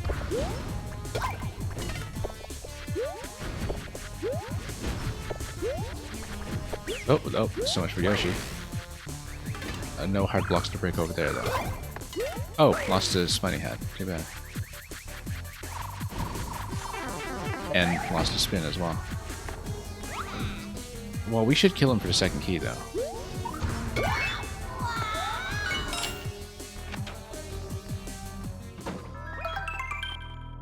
Yeah, because this goes back in, but then... Was there something spawn blocking at this point that gives you the second key? Oh, you know what? You can just take the fire car. Which we couldn't do previously because there was no fire car. Okay. There we go. That would not have occurred to me, necessarily. Anyway. Now we had a true ending.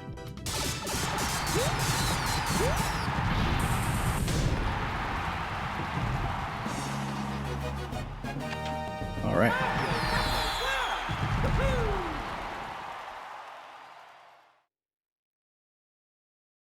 Yeah, because we did see all of the relevant key doors much earlier on. We just didn't quite figure out that the fire car would be the way to do it, because I was thinking about how that wall could possibly break.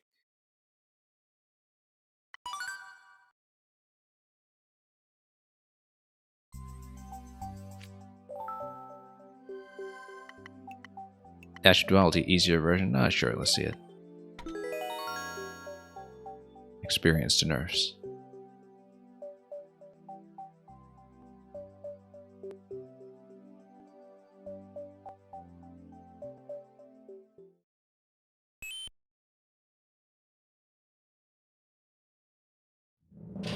And yeah, this one's not going to communicate the ending in quite the same way. This is going to open up the gates.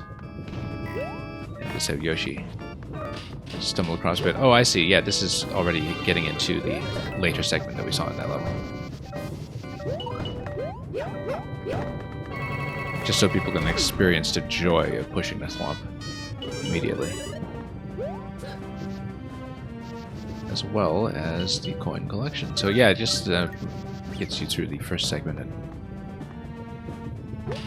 takes out that whole consideration with the propeller escort completely. Oh, let's watch our step here. And... Oh, dropping onto the platform like this, interesting.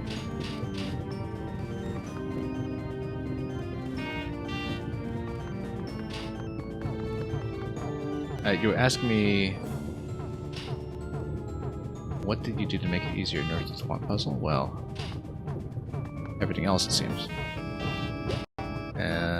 Let's open this up. We'll probably get key coins again anyway, since we have seen the path, and I don't know what else has changed.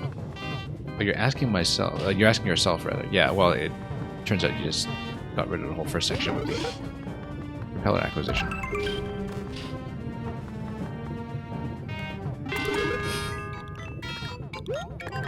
But this is going to be much the same. Here with a key.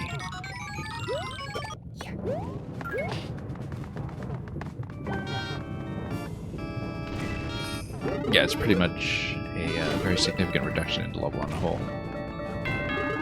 The spacing on the swamp does feel more comfortable, though, with this one extra block to work with, if I'm reading this correctly. Yeah, and removing the hard block over here as well.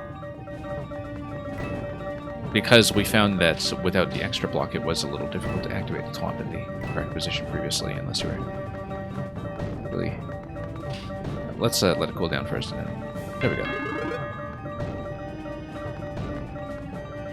Yeah, you did nerf it from an execution perspective just by making it approachable from the outside.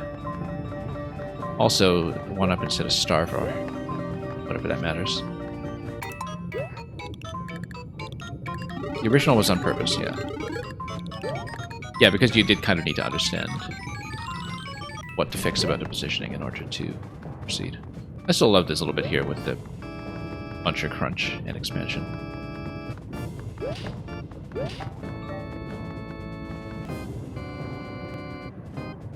Yeah, it was a puzzle in that version. In this one, you just win without doing anything effectively. And yeah, no propeller-related interactions here at all.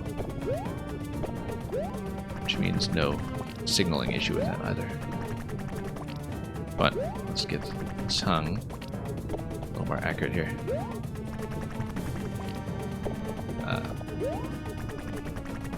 Let's jump a little more accurately. Maybe that's a start. There we go.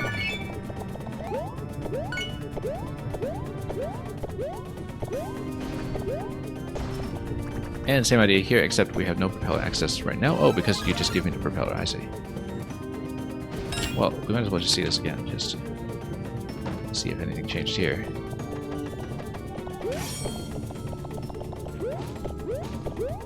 And yeah, we'll see the boss ending again, just to see what's going on with it. Spin jump over here. Incredible what a difference that makes, just that extra tile from the spin. You don't like the tongue sound of Yoshi? I mean, it might be specific to this style. Also notice that this is no longer breakable. Very important difference, so you don't get those smashing up the Yoshi room. After you grabbed your 1-ups for 100 Mario Challenge.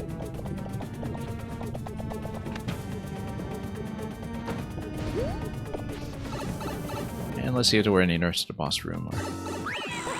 Yeah, so fire card, you can actually see it at the beginning. I did not pay attention to it previously, if it was visible at all.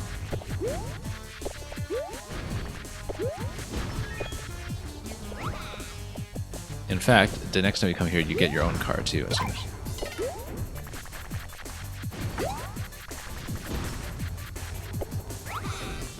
I think the fastest way to beat Junior in this...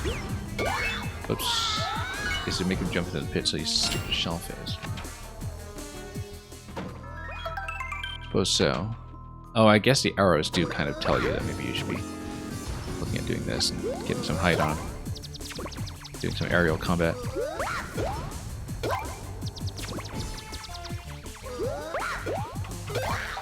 Whoa.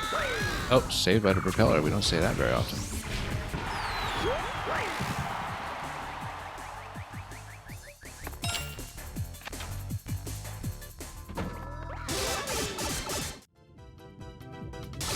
Anyway, let's go.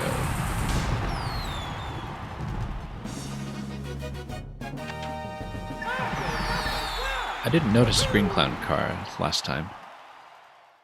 I don't know if we just missed it or if it was added here, because I don't think I saw it at all in the previous version, but I might just have let it sink or something. I didn't actually see, so that's okay. Either way, we prevailed. Let's keep going. Duel of Duality. Maybe this is just a boss segment or something. But yeah, this looks like it's just a boss segment. Let's do it again. And this time you got the question blocks there too. Very conspicuously demarcate where, whoops, the alternate ending is going to go. Oh, whoops. No propeller on my side this time, though, or Yoshi.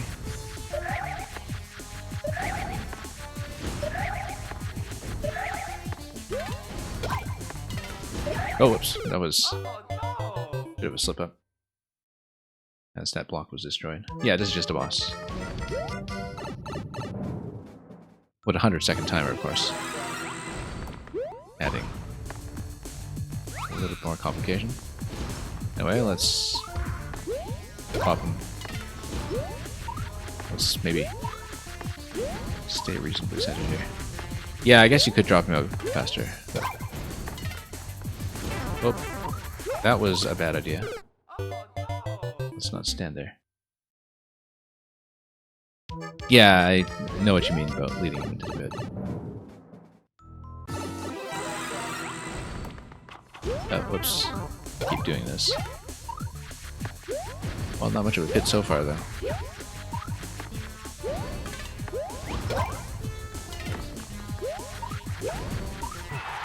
And then we drop him out, and then, as prescribed, we do need to wait for the door to open first. We'll come back here and fight him again. And indeed, it actually shows you what the path is like in the previous level, that you do go back for more, in case it's unclear.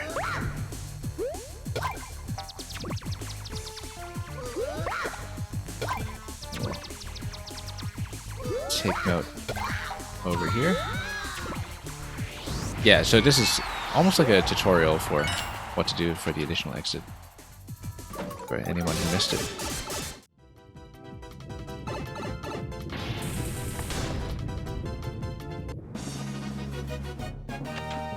Mario number 1! Woohoo!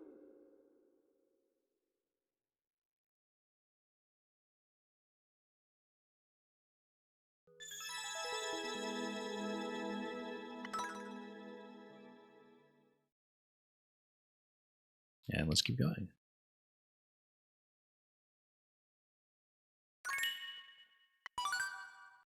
I can't run quite as late as usual today, but we'll see how far it's reasonable to push. I usually go about 4 hours long on the stream, but today I might cut off a bit earlier. We'll see. Because, oh yeah, we're about to hit the roadblock. I did look at some of the clear rates ahead of time just to see what I was dealing with, and yeah, this is going to be the wall right there. But let's do dual duality, this time with Gusto. Oh, with Big Bowser anyway.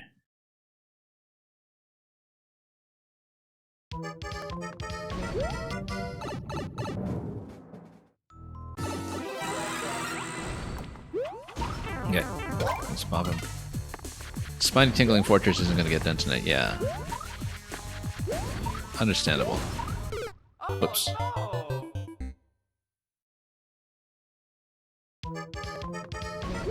Yeah, over the course of playing this series, we've had to do a couple of skips and early exits here and there. Usually involving things like P-switch jumps and various Kaiser techniques. Haven't been able to clear everything because, you know, we've seen enough makers who like to diversify their portfolios at this point. Oh, Big Shell's just gonna run off like that, it's fine.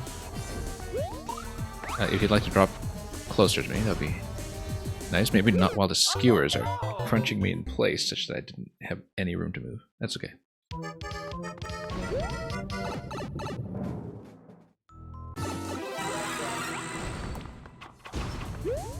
Doesn't have Kaiser stuff, but it's very tight, yeah.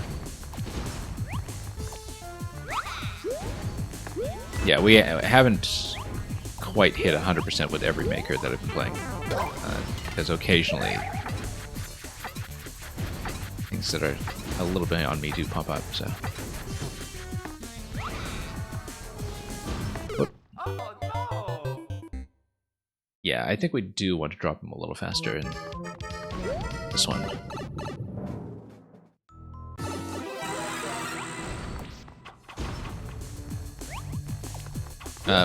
And that also means, whoops, Oh no! fall following him down into the pit. Apparently.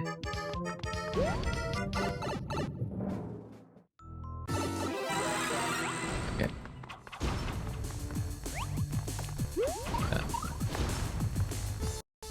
Probably want to hit him at least once at some point.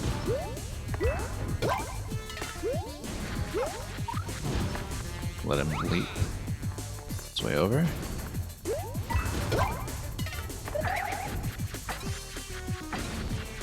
You know what, we'll just stay here.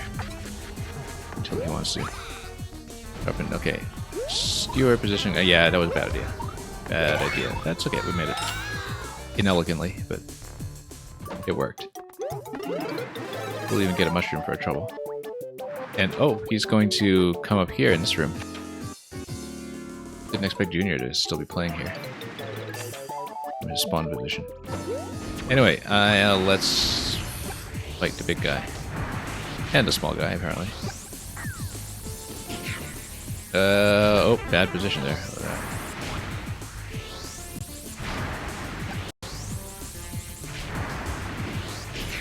We should maybe spam a little bit. Let's get out of the way of the hammer, though. At this point, the bigger concern is that we can't see which column Junior is on much of the time. Oops. Yeah, so the key's going to be off Bowser this time. It's not going to be a case of busting anything else down with the clown car. Let's not die to Junior. Let's let him maybe get out of the way first, and then... Whoa, that was close. Much too close. Oh, we made it.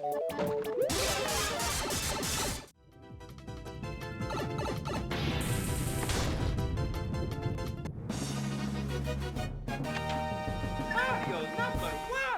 Woohoo! Well, we'll at least attempt the spiny level. And we'll see if it's something realistic to do. Even if it's not completable this stream.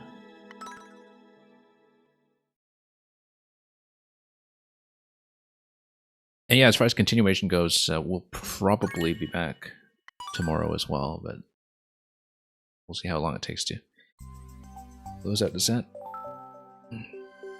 Hoping to run tomorrow and the day after, but we have a couple of scheduling complications on my end this week, so we'll find out. And of course, I'm only ever able to run at this. It would be very late at night for North America, which is unfortunately my only available streaming hour these days. So once again, much appreciated that you could drop by and spectate for at least a big chunk of this. Spiny Tingling Fortress, 0.16, 29 seconds. Let's see what this is.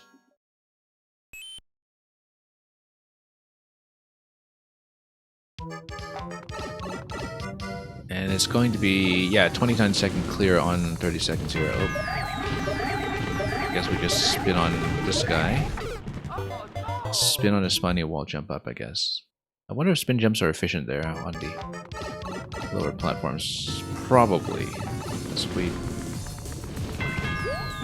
probably don't want to mess around too much with the jumps. Spin off the thwomp, and then... That seems like a bit of a challenging curve. Let's see here.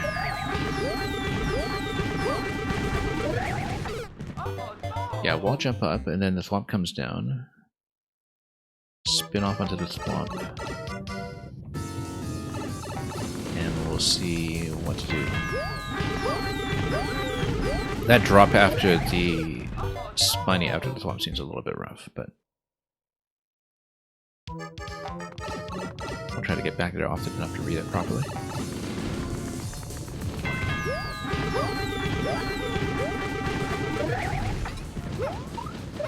Spin, spin, and then... Yeah, oh, I see. Yeah, there's spiny that comes out of the blaster at that point. So maybe we don't need to follow the curve. Maybe we... Whoops. floating mushroom plus a bomb coming down this way as well. I feel like that's not something that I can touch at all. Maybe there's a second loop through the level or something where a pipe takes you back to the start and you redo it with much of the platforms destroyed. Or something, and then... Oh no! Yeah, so it looks like we do hit that spiny and maybe ride it over, but then I gain a bit more height before we do that.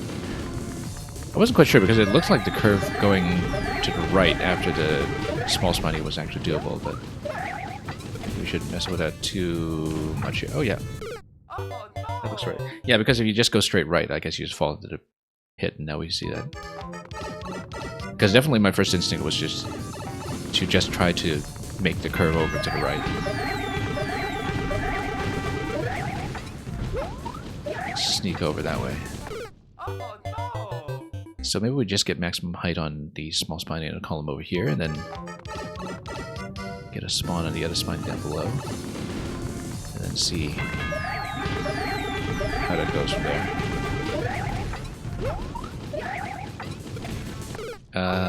Still falling a bit short here.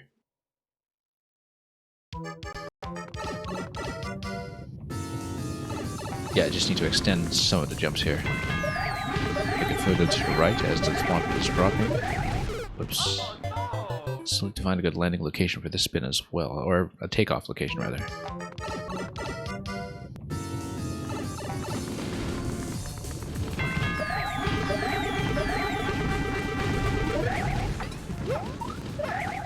And then that feels short. Oh no! I think I'm actually low on the first wall jump, and it's actually offsetting everything else. In terms of my ability to get a little bit more centered on top of that twat. As it's coming down. Oops.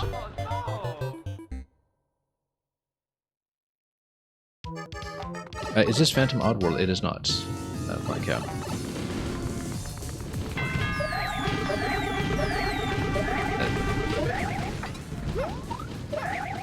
Yeah, this is a level Spiny Tingling Fortress from 2016. No, I'm not doing one of the 4 remaining levels in 0%. I don't think any of those are within my technical capability. Team 0% has been kind of beyond what I can do for quite some time at this point. We have been spectating it pretty closely on our end as well, though. And seeing how people are doing, trimming the herbs and otherwise. Whoops. But yeah, I actually haven't really seen much of the 2 remaining new soup levels on my end. I've watched some people run trimming the herbs, and of course the welcome SMM1 speed level with all the piranhas. But I don't know much about the other 2 from watching. Okay, yeah, once again, high bounce over here, and then over a spot. Yeah, it seems like there are only a handful of us streaming Maker 1 who have not been doing Team 0%.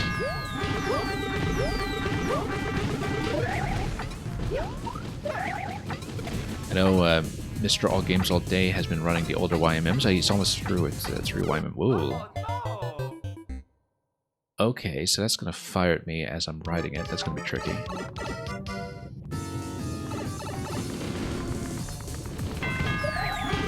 So we need to go a bit higher than that, perhaps. And yeah, as we're riding the flying spiny, it's going to shoot. And that spacing looks like it's going to be quite something to contend with. But once again, just need to improve the early jumps. I think we're about halfway on the timer, maybe a little less.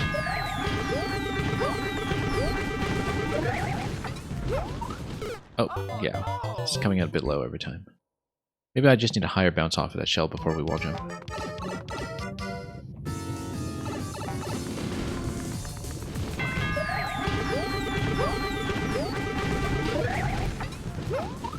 Yeah, higher bounce over here, that works well, and then we go high, well, center it a little bit, and then try to stack on top of that spiny as it's moving over.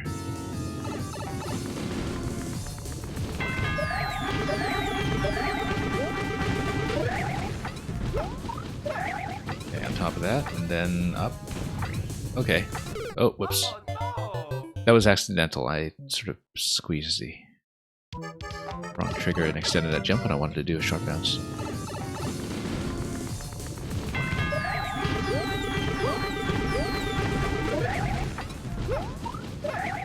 Anyway, up we go. And yeah, so it's going to fire a projectile at some point in the middle here, and I think the headroom here tells me I need high bounces, and that spine is going to be right on top of the spiny that's projecting it, and so we kind of need to go diagonal towards top left and then diagonal back down towards it, perhaps.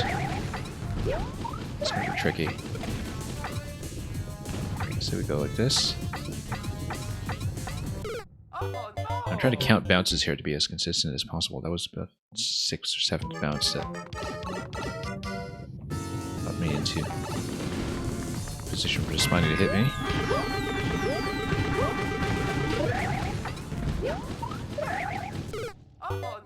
Oh, and if you take too long of that, then the thwomp goes too low and becomes an invalid target.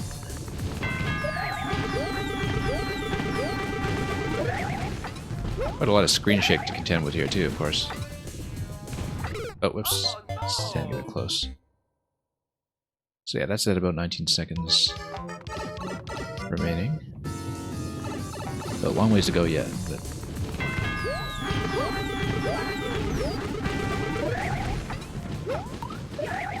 Okay, up through this.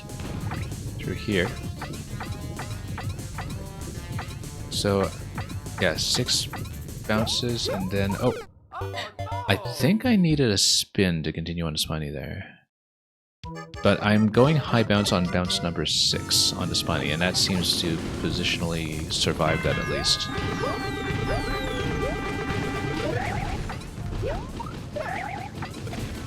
Yeah, so down this way. It's a bit hard to spot. Oh, a little too high.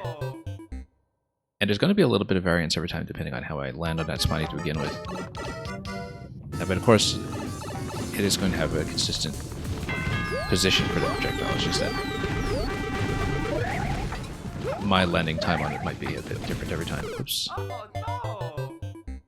I can usually tell from the wall jump on the left whether I'm coming into that a bit low to begin with. So we sort of know a few jumps ahead that the attempt is going to be doomed.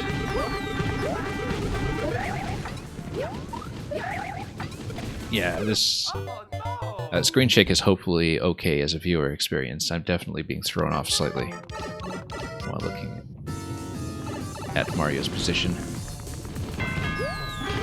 If I don't keep my eyes on Mario so much and just try to view it a little holistically, it's not so rough, but definitely it's quite a bit of jitter.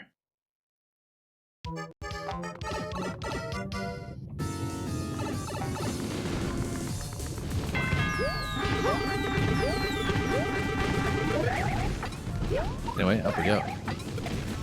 Okay, and then, yeah, high bounce is okay to...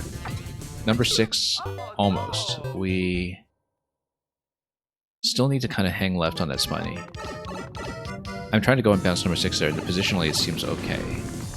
I'm trying to count it just to be consistent, somewhat, even though there's still going to be some variance regardless. Yeah, we just need to adjust some of the jump heights that we have early on, so we can get a decent position after the spin jump that is in lava. You'll notice that's also an interaction that does not work in Maker 2 anymore because of the way that the lava sinking physics have changed, such that objects immediately lose collision now in Maker 2 upon contact.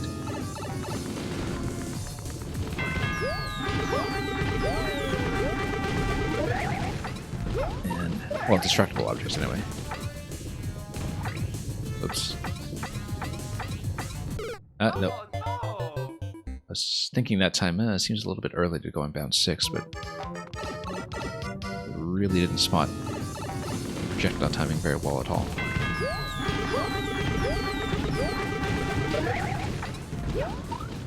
Okay, up this way. Seems a little bit better.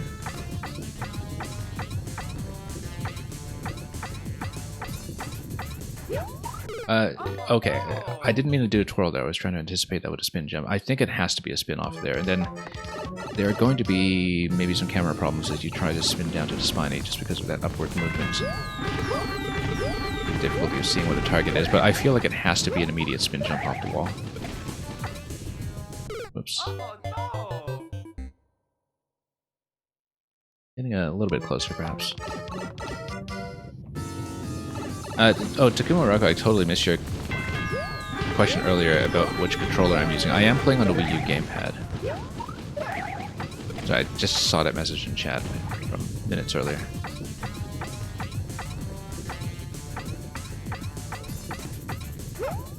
Okay, can we... Oh, I got hit by the spine. Okay. Very difficult projectile to see. Yeah, actually, Takuma Rocco asked me that like 20 minutes ago and I totally missed it.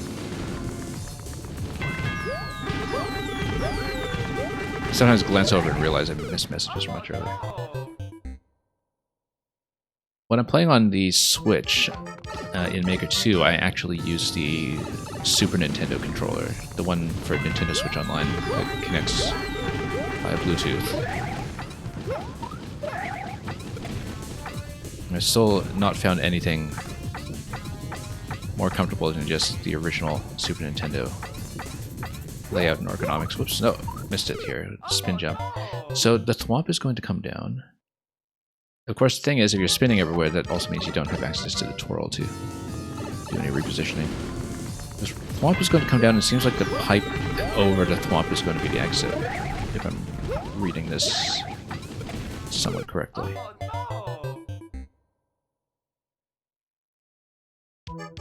So yeah, if we land on the flying spiny sort of reasonably far on the second bounce, then usually bounce number 6 is the one that will get me over in time. Like 1, 2, 3, 4, 5, 6 high bounce, and then yeah, that works. And then yeah, missing a projectile here, and then getting out of here before the spiny hits me, and then as I suspected, we go through here a second time because I saw that mushroom bit earlier. Oh, yeah, I hesitated a little bit there because I wasn't quite sure about our position, but it seems like it's one spin after another. I knew it was going to be some kind of destruction because of the mushroom plus bomb thing to the right that we didn't actually get to interact with on the pipe on the right side here, and because of the time remaining, so it doesn't surprise me that that's the case. But it seems like we just need to survive that. It was 8 seconds on the clock when we entered the pipe the second time. And so, yeah, we just get through the whole sinking spiny segment here, and we should be out of here. For too long. It is tricky. But maybe we can get it done. Depending on how much of a roadblock it is.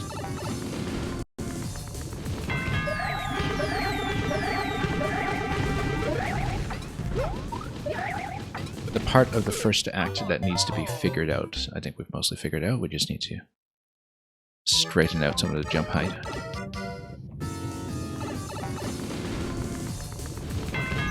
And yeah, that was kind of a very quick and panic blind read as well, just on the second pass that time. Oh, whoops. Standing a bit too far forward that time, actually. I didn't think I was holding the jump that much.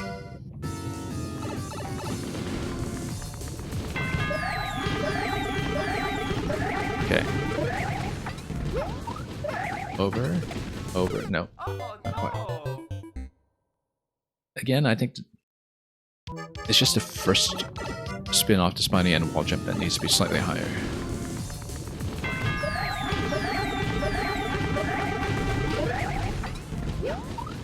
And then we, yeah, get a much more comfortable jump. 6. Here we go.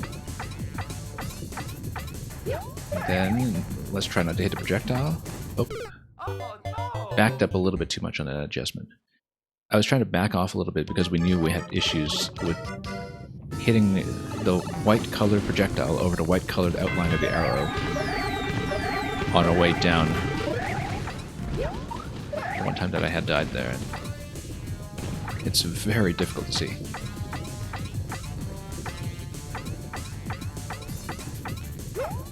this projectile right here. Yeah, okay, let's not over-adjust. Let's get out before we hit one more. Interesting timing there, too, on that last volley. That was... Okay. And then... we missed. We overshot, I think. I couldn't quite see where the Spiny was sinking, but we clearly need to get across that and then spin jump over to the pipe, and that would have been the exit.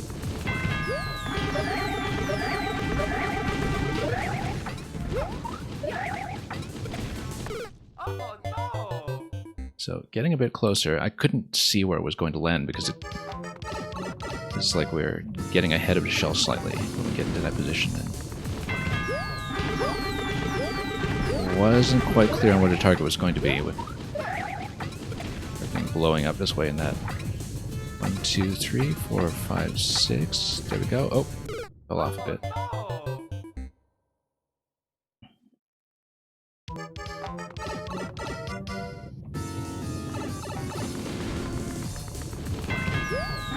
Yeah, my spacing is never really consistent, but if we can just count bounces, sometimes we can at least straighten things out a bit.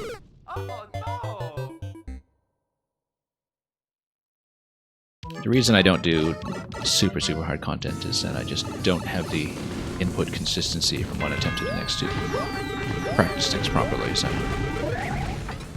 Whoops. Oh, just totally missed it.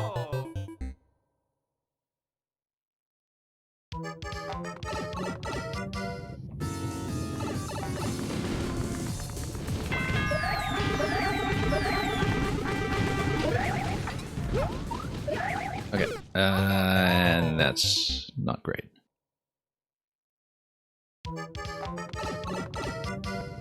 Very late on that time. The flump coming down so soon.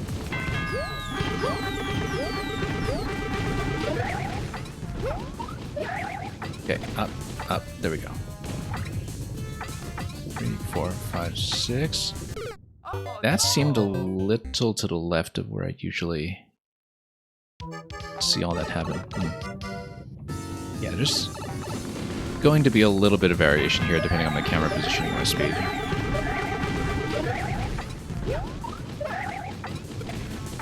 See, we had that one attempt that seemed so close that I kind of feel like I have to grind this one out at this point. Because we were maybe one bounce away from the presumptive ending pipe. Assuming no surprises at the X itself.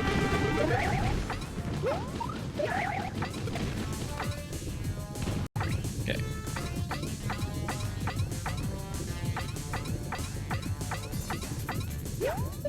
Mr. Projectile, there we go. Through here. Alright, let's have a good attempt this time. Yeah, pipe stacking back to the entrance. Now, I don't exactly... Oh, we just fell off the edge that time. Okay, that wasn't great. Maybe we should aim for the same spot in the arrow, because it is going to come down the same way, right? Like, that shell is going to come down with the exact same pattern it did the first time. Unless there's anything broken under it, so... We should aim for the arrow marker again, just like we did on the first pass. 6. Oh, missed. Yeah, it's going to be the exact same jump. It's just going to look very different on the way there, just because of all the... Oh, whoops, we missed. Spinies that we're landing on ahead of time. I mean, if we're holding right and maintaining momentum the same way with all the spin jumps, then we should be aiming for the same spot to catch the shell.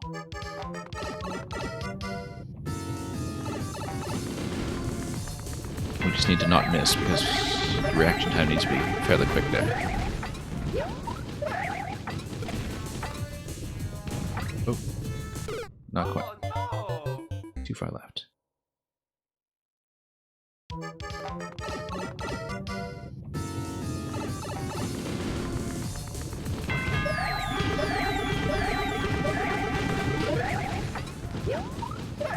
Alright, up we go.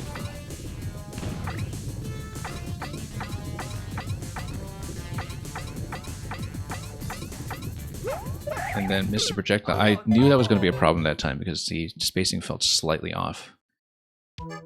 I was going a bounce later than usual going up the wall jump because everything was happening a little further left than I was used to. I thought the projectile might be an issue. Yeah, going to be these little bits of variance here, particularly because the camera is under my control as well. Okay, there we go. Alright, let's make a good attempt this time. Just try not to slip off the edge on the final platform there. We make it that far. Overshot. Wow. Yeah, you do need to control height pretty well here. We don't want to cut momentum, obviously, but we do want to make sure we don't just hold a full spin jump every time, because that isn't going to be the way.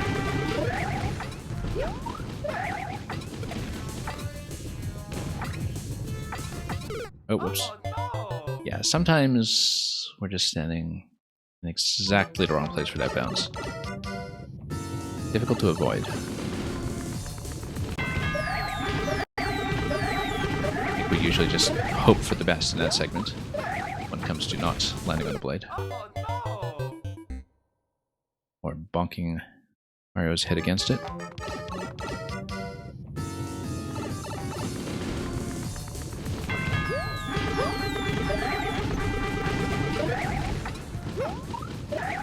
Okay, up we go.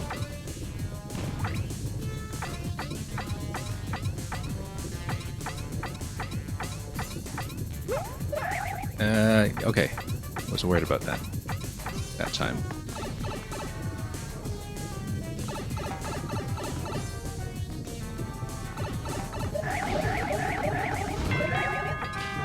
Shorter bounces this time.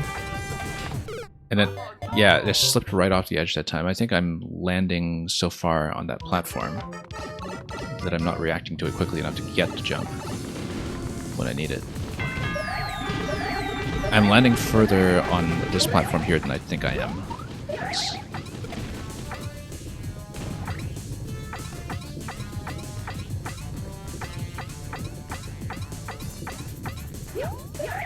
Missed it a little bit. There we go. Oh, I just have to cross my fingers for that target.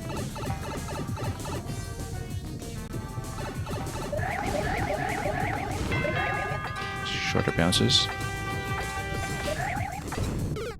Oh, too high that time. That was unfortunate. I thought I could just hold the spin into that, and I didn't realize how low the blades were going to be. Because I was a bit concerned about distance that time. Well, it was the first time we'd actually hit the shell on the second pass, so that's progress. But I didn't think I would make it far enough, and so we held into that a little too aggressively. That's the new personal best, though. Whoop.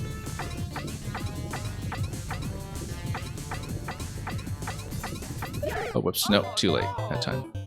Didn't expect to make contact with the wall.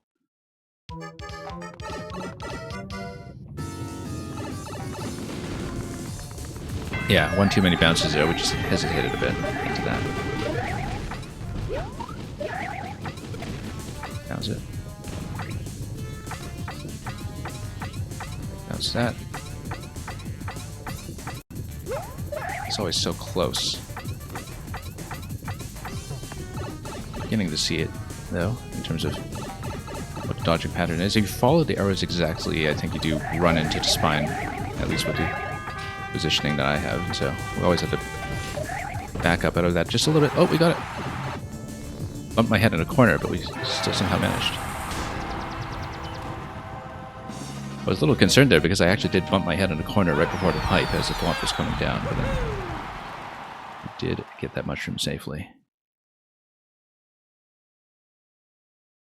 Well, that wasn't too bad. Yeah, the spiny ride in the middle seemed to be the biggest problem, but I found a pocket of timing for it early enough that I think I didn't have as rough a time with it as I thought it would. Yeah, the time I have off the world record here is almost entirely from that little head bump at the end, I think.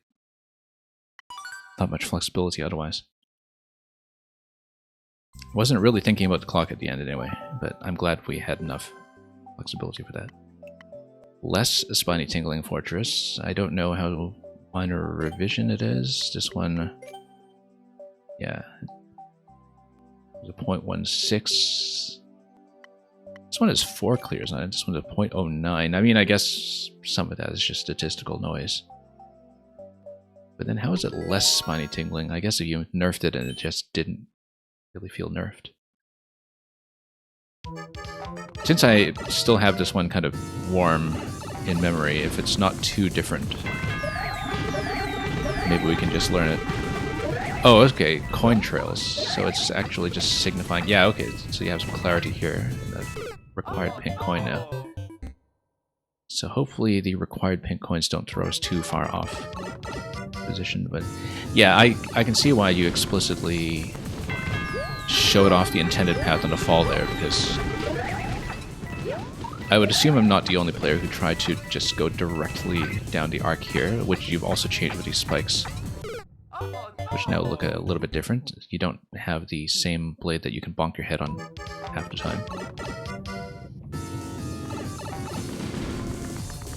So I can definitely see that a couple of things I was running into in the previous version, both in terms of pathfinding and some of the tighter corners, were already addressed. Luckily we already know the pattern for this. Oh, whoops, too late. I said that just as we hit that. Well, maybe we can get clear number 5 on this, who knows? Since I did practice this already, technically.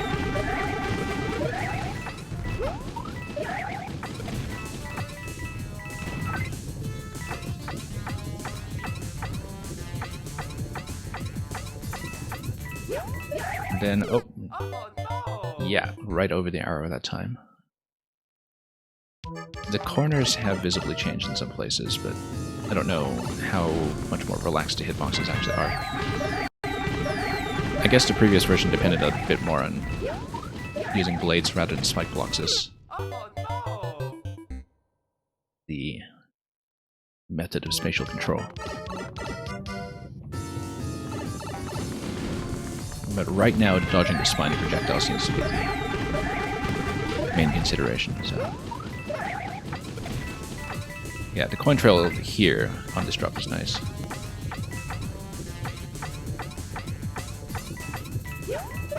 And then I feel like we have enough room to actually go over that projectile. Previously I was kind of hanging to the left of it and curving below it, but it seems like some of the block positioning has changed by just enough that we need to adjust the way I'm doing it. Whoops.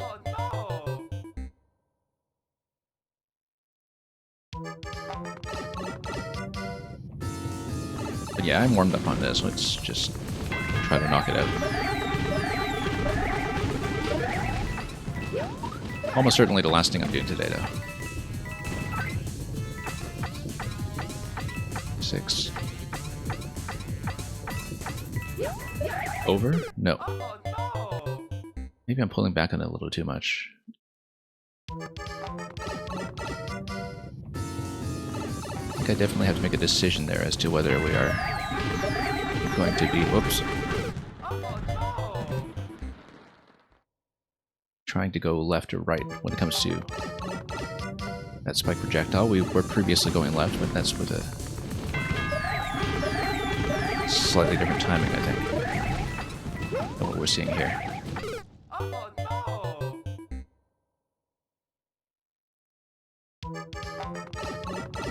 And we'll try it accordingly.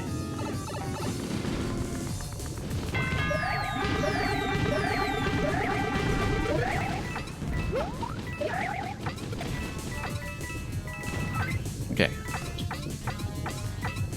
Bounce number 6 is very consistent here. Oh, missed a spin jump completely. Yeah, given the spine there, we should be trying to lean right.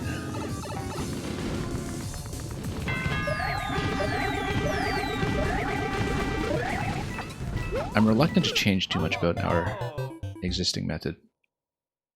But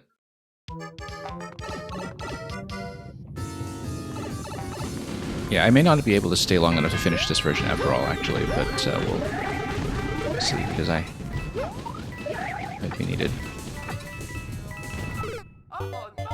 rather imminently, but we'll see. I'm glad we at least got one clear off of it.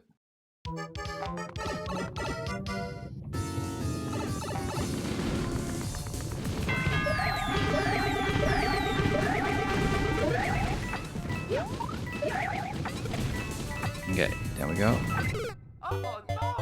Not quite.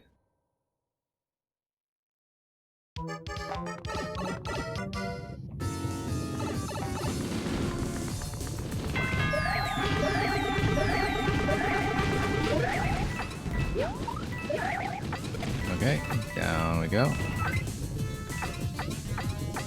6. Oops, leaned forward a little too much there.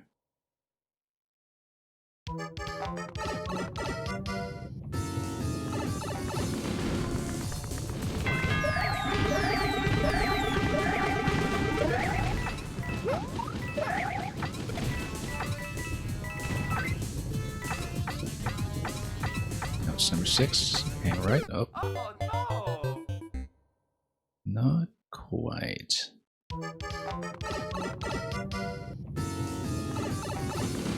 Yeah, despite having changes that do make this technically easier, I can see why the clear rate didn't improve.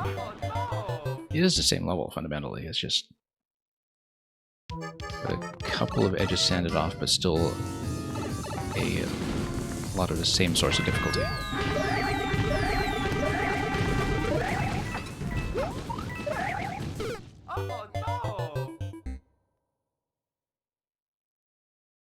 We'll see what I can do before I have to go.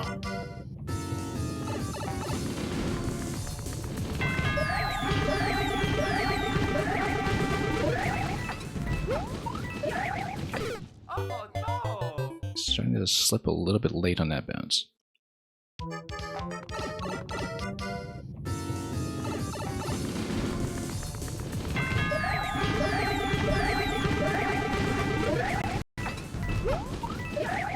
Okay, let's get this.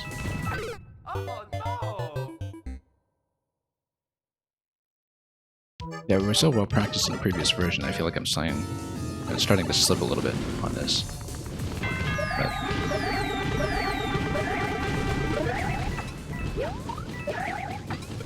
we'll try to get it done. 6.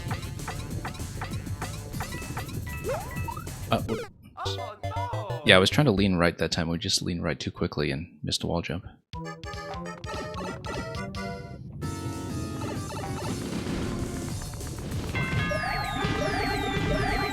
Try to fix it.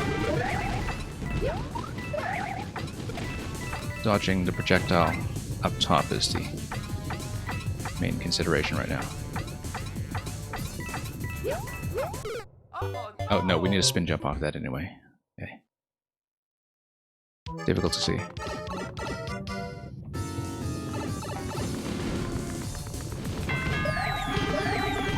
Oops, no. Hang on.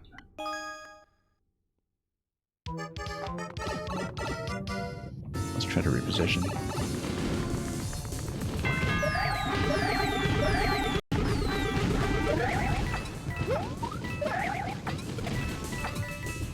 Down we go.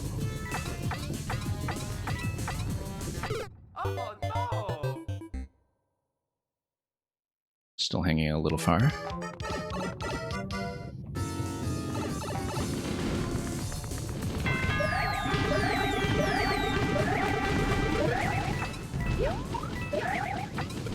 Down. And then we'll see.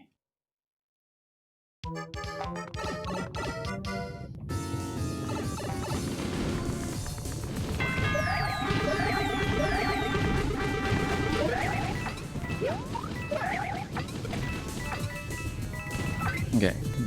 Up. No.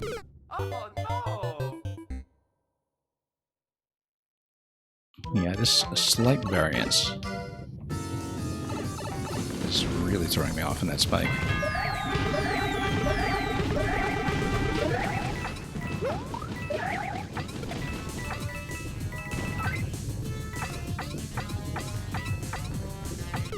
Oh no! Okay, we'll give it a couple more attempts. I'm pretty satisfied with the fact that we did clear the first version of it today. We might take a look at this one again at the beginning of the next stream, but at least we know that we can, in theory, do it. Oh no! But yeah, I always have to hang left a little bit and fall back to the right. It's a very tricky position.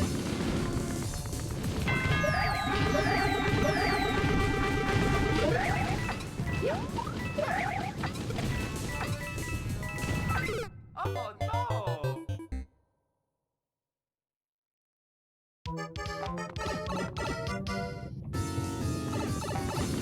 And it is infinitesimally different in a way that makes my previous pattern maybe not completely reliable to apply. Oh no!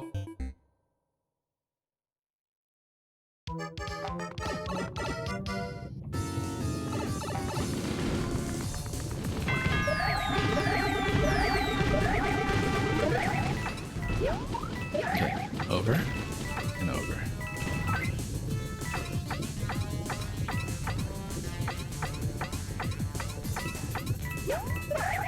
Oh, Oh no! too tight around that corner that time. I was trying to back out into it. I don't remember what that looked like on the top in the previous version, but I feel like this was actually slightly less relaxed. The spike up there. I don't know if that's just an illusion here. Oh no! But the top corner actually does feel marginally more difficult. Maybe it's just a slight change in spacing here.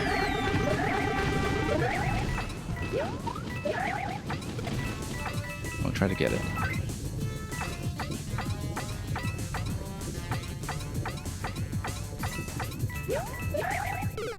Yeah, because I'm trying to hang left there and it's not working the same way as usual. I feel like it's sort of meant to push you forward to go over instead, which is not what my previous path was, and so maybe that no longer works.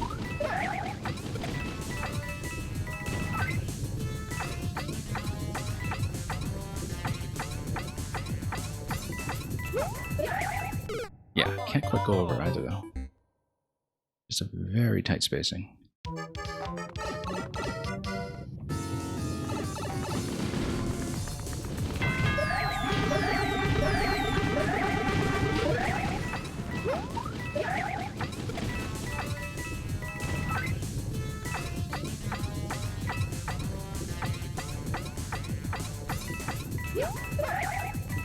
There we go.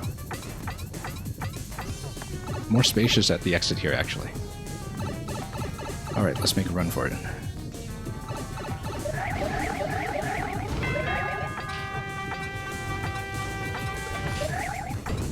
No. Oh no!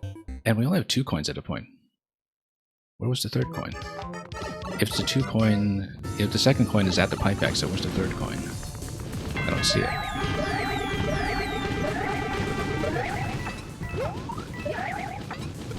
Hope it wasn't a position I missed that I was forced to hit somehow.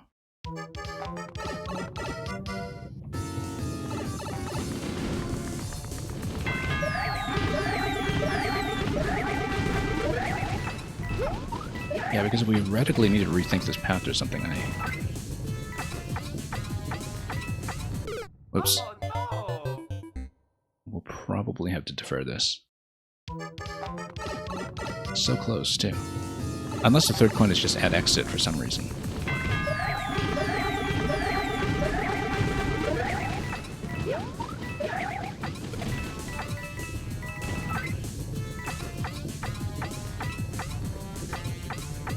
Oh no! Yeah, just a very tight curve.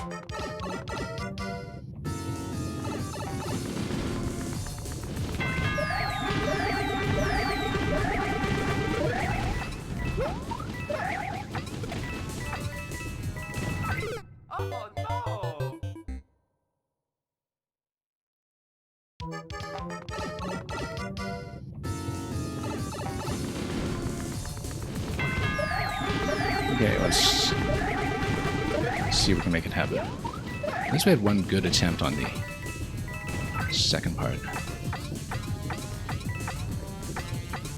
Oh no! Yeah, that projectile spacing is really something.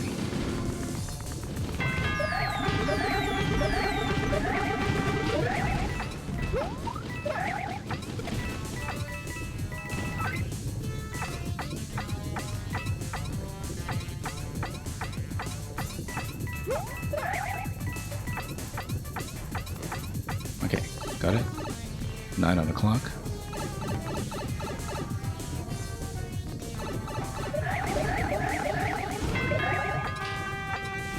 Keep her head down, nice and low. Where's the remaining coin? There we go, got it. Okay, so the coins are actually just for encouragement to illustrate the path. There's no sudden key door exit at the end or anything. Alright. Thank you so much for the GGs both times. I knocked this out a lot sooner than I thought I would. Like I said, we will try to get a continuation in tomorrow. If not, then certainly the day after. And we'll try to do the rest of the set. Because quite a lot to look forward to, of course. We still have, what is it, 8 minutes, 5 numbers, 1 code coming up, which I'm very eager to show. As well as, actually, I remember some of these as well. I think I remember Temple of the Golden Donut having a ton of screen shake for some reason. From whatever I can recall from, I don't know, 2019 or whatever I played it. Yeah, I had a lot of fun with this set today.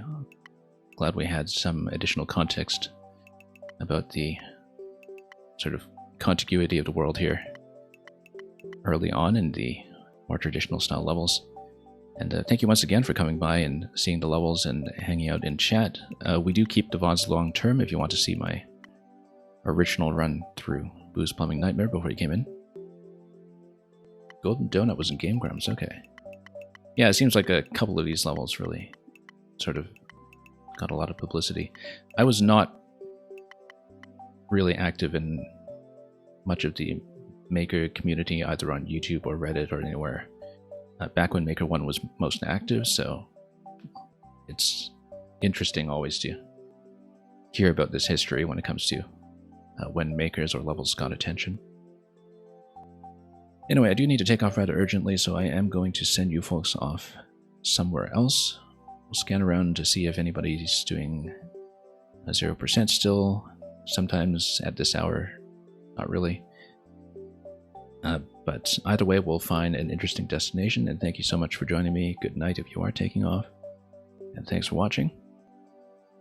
We'll be back soon enough for even more, and I'm glad we managed to get through as much of this set today as we did, so thank you once again for all the levels, years and years after the fact. And as always, fare thee well.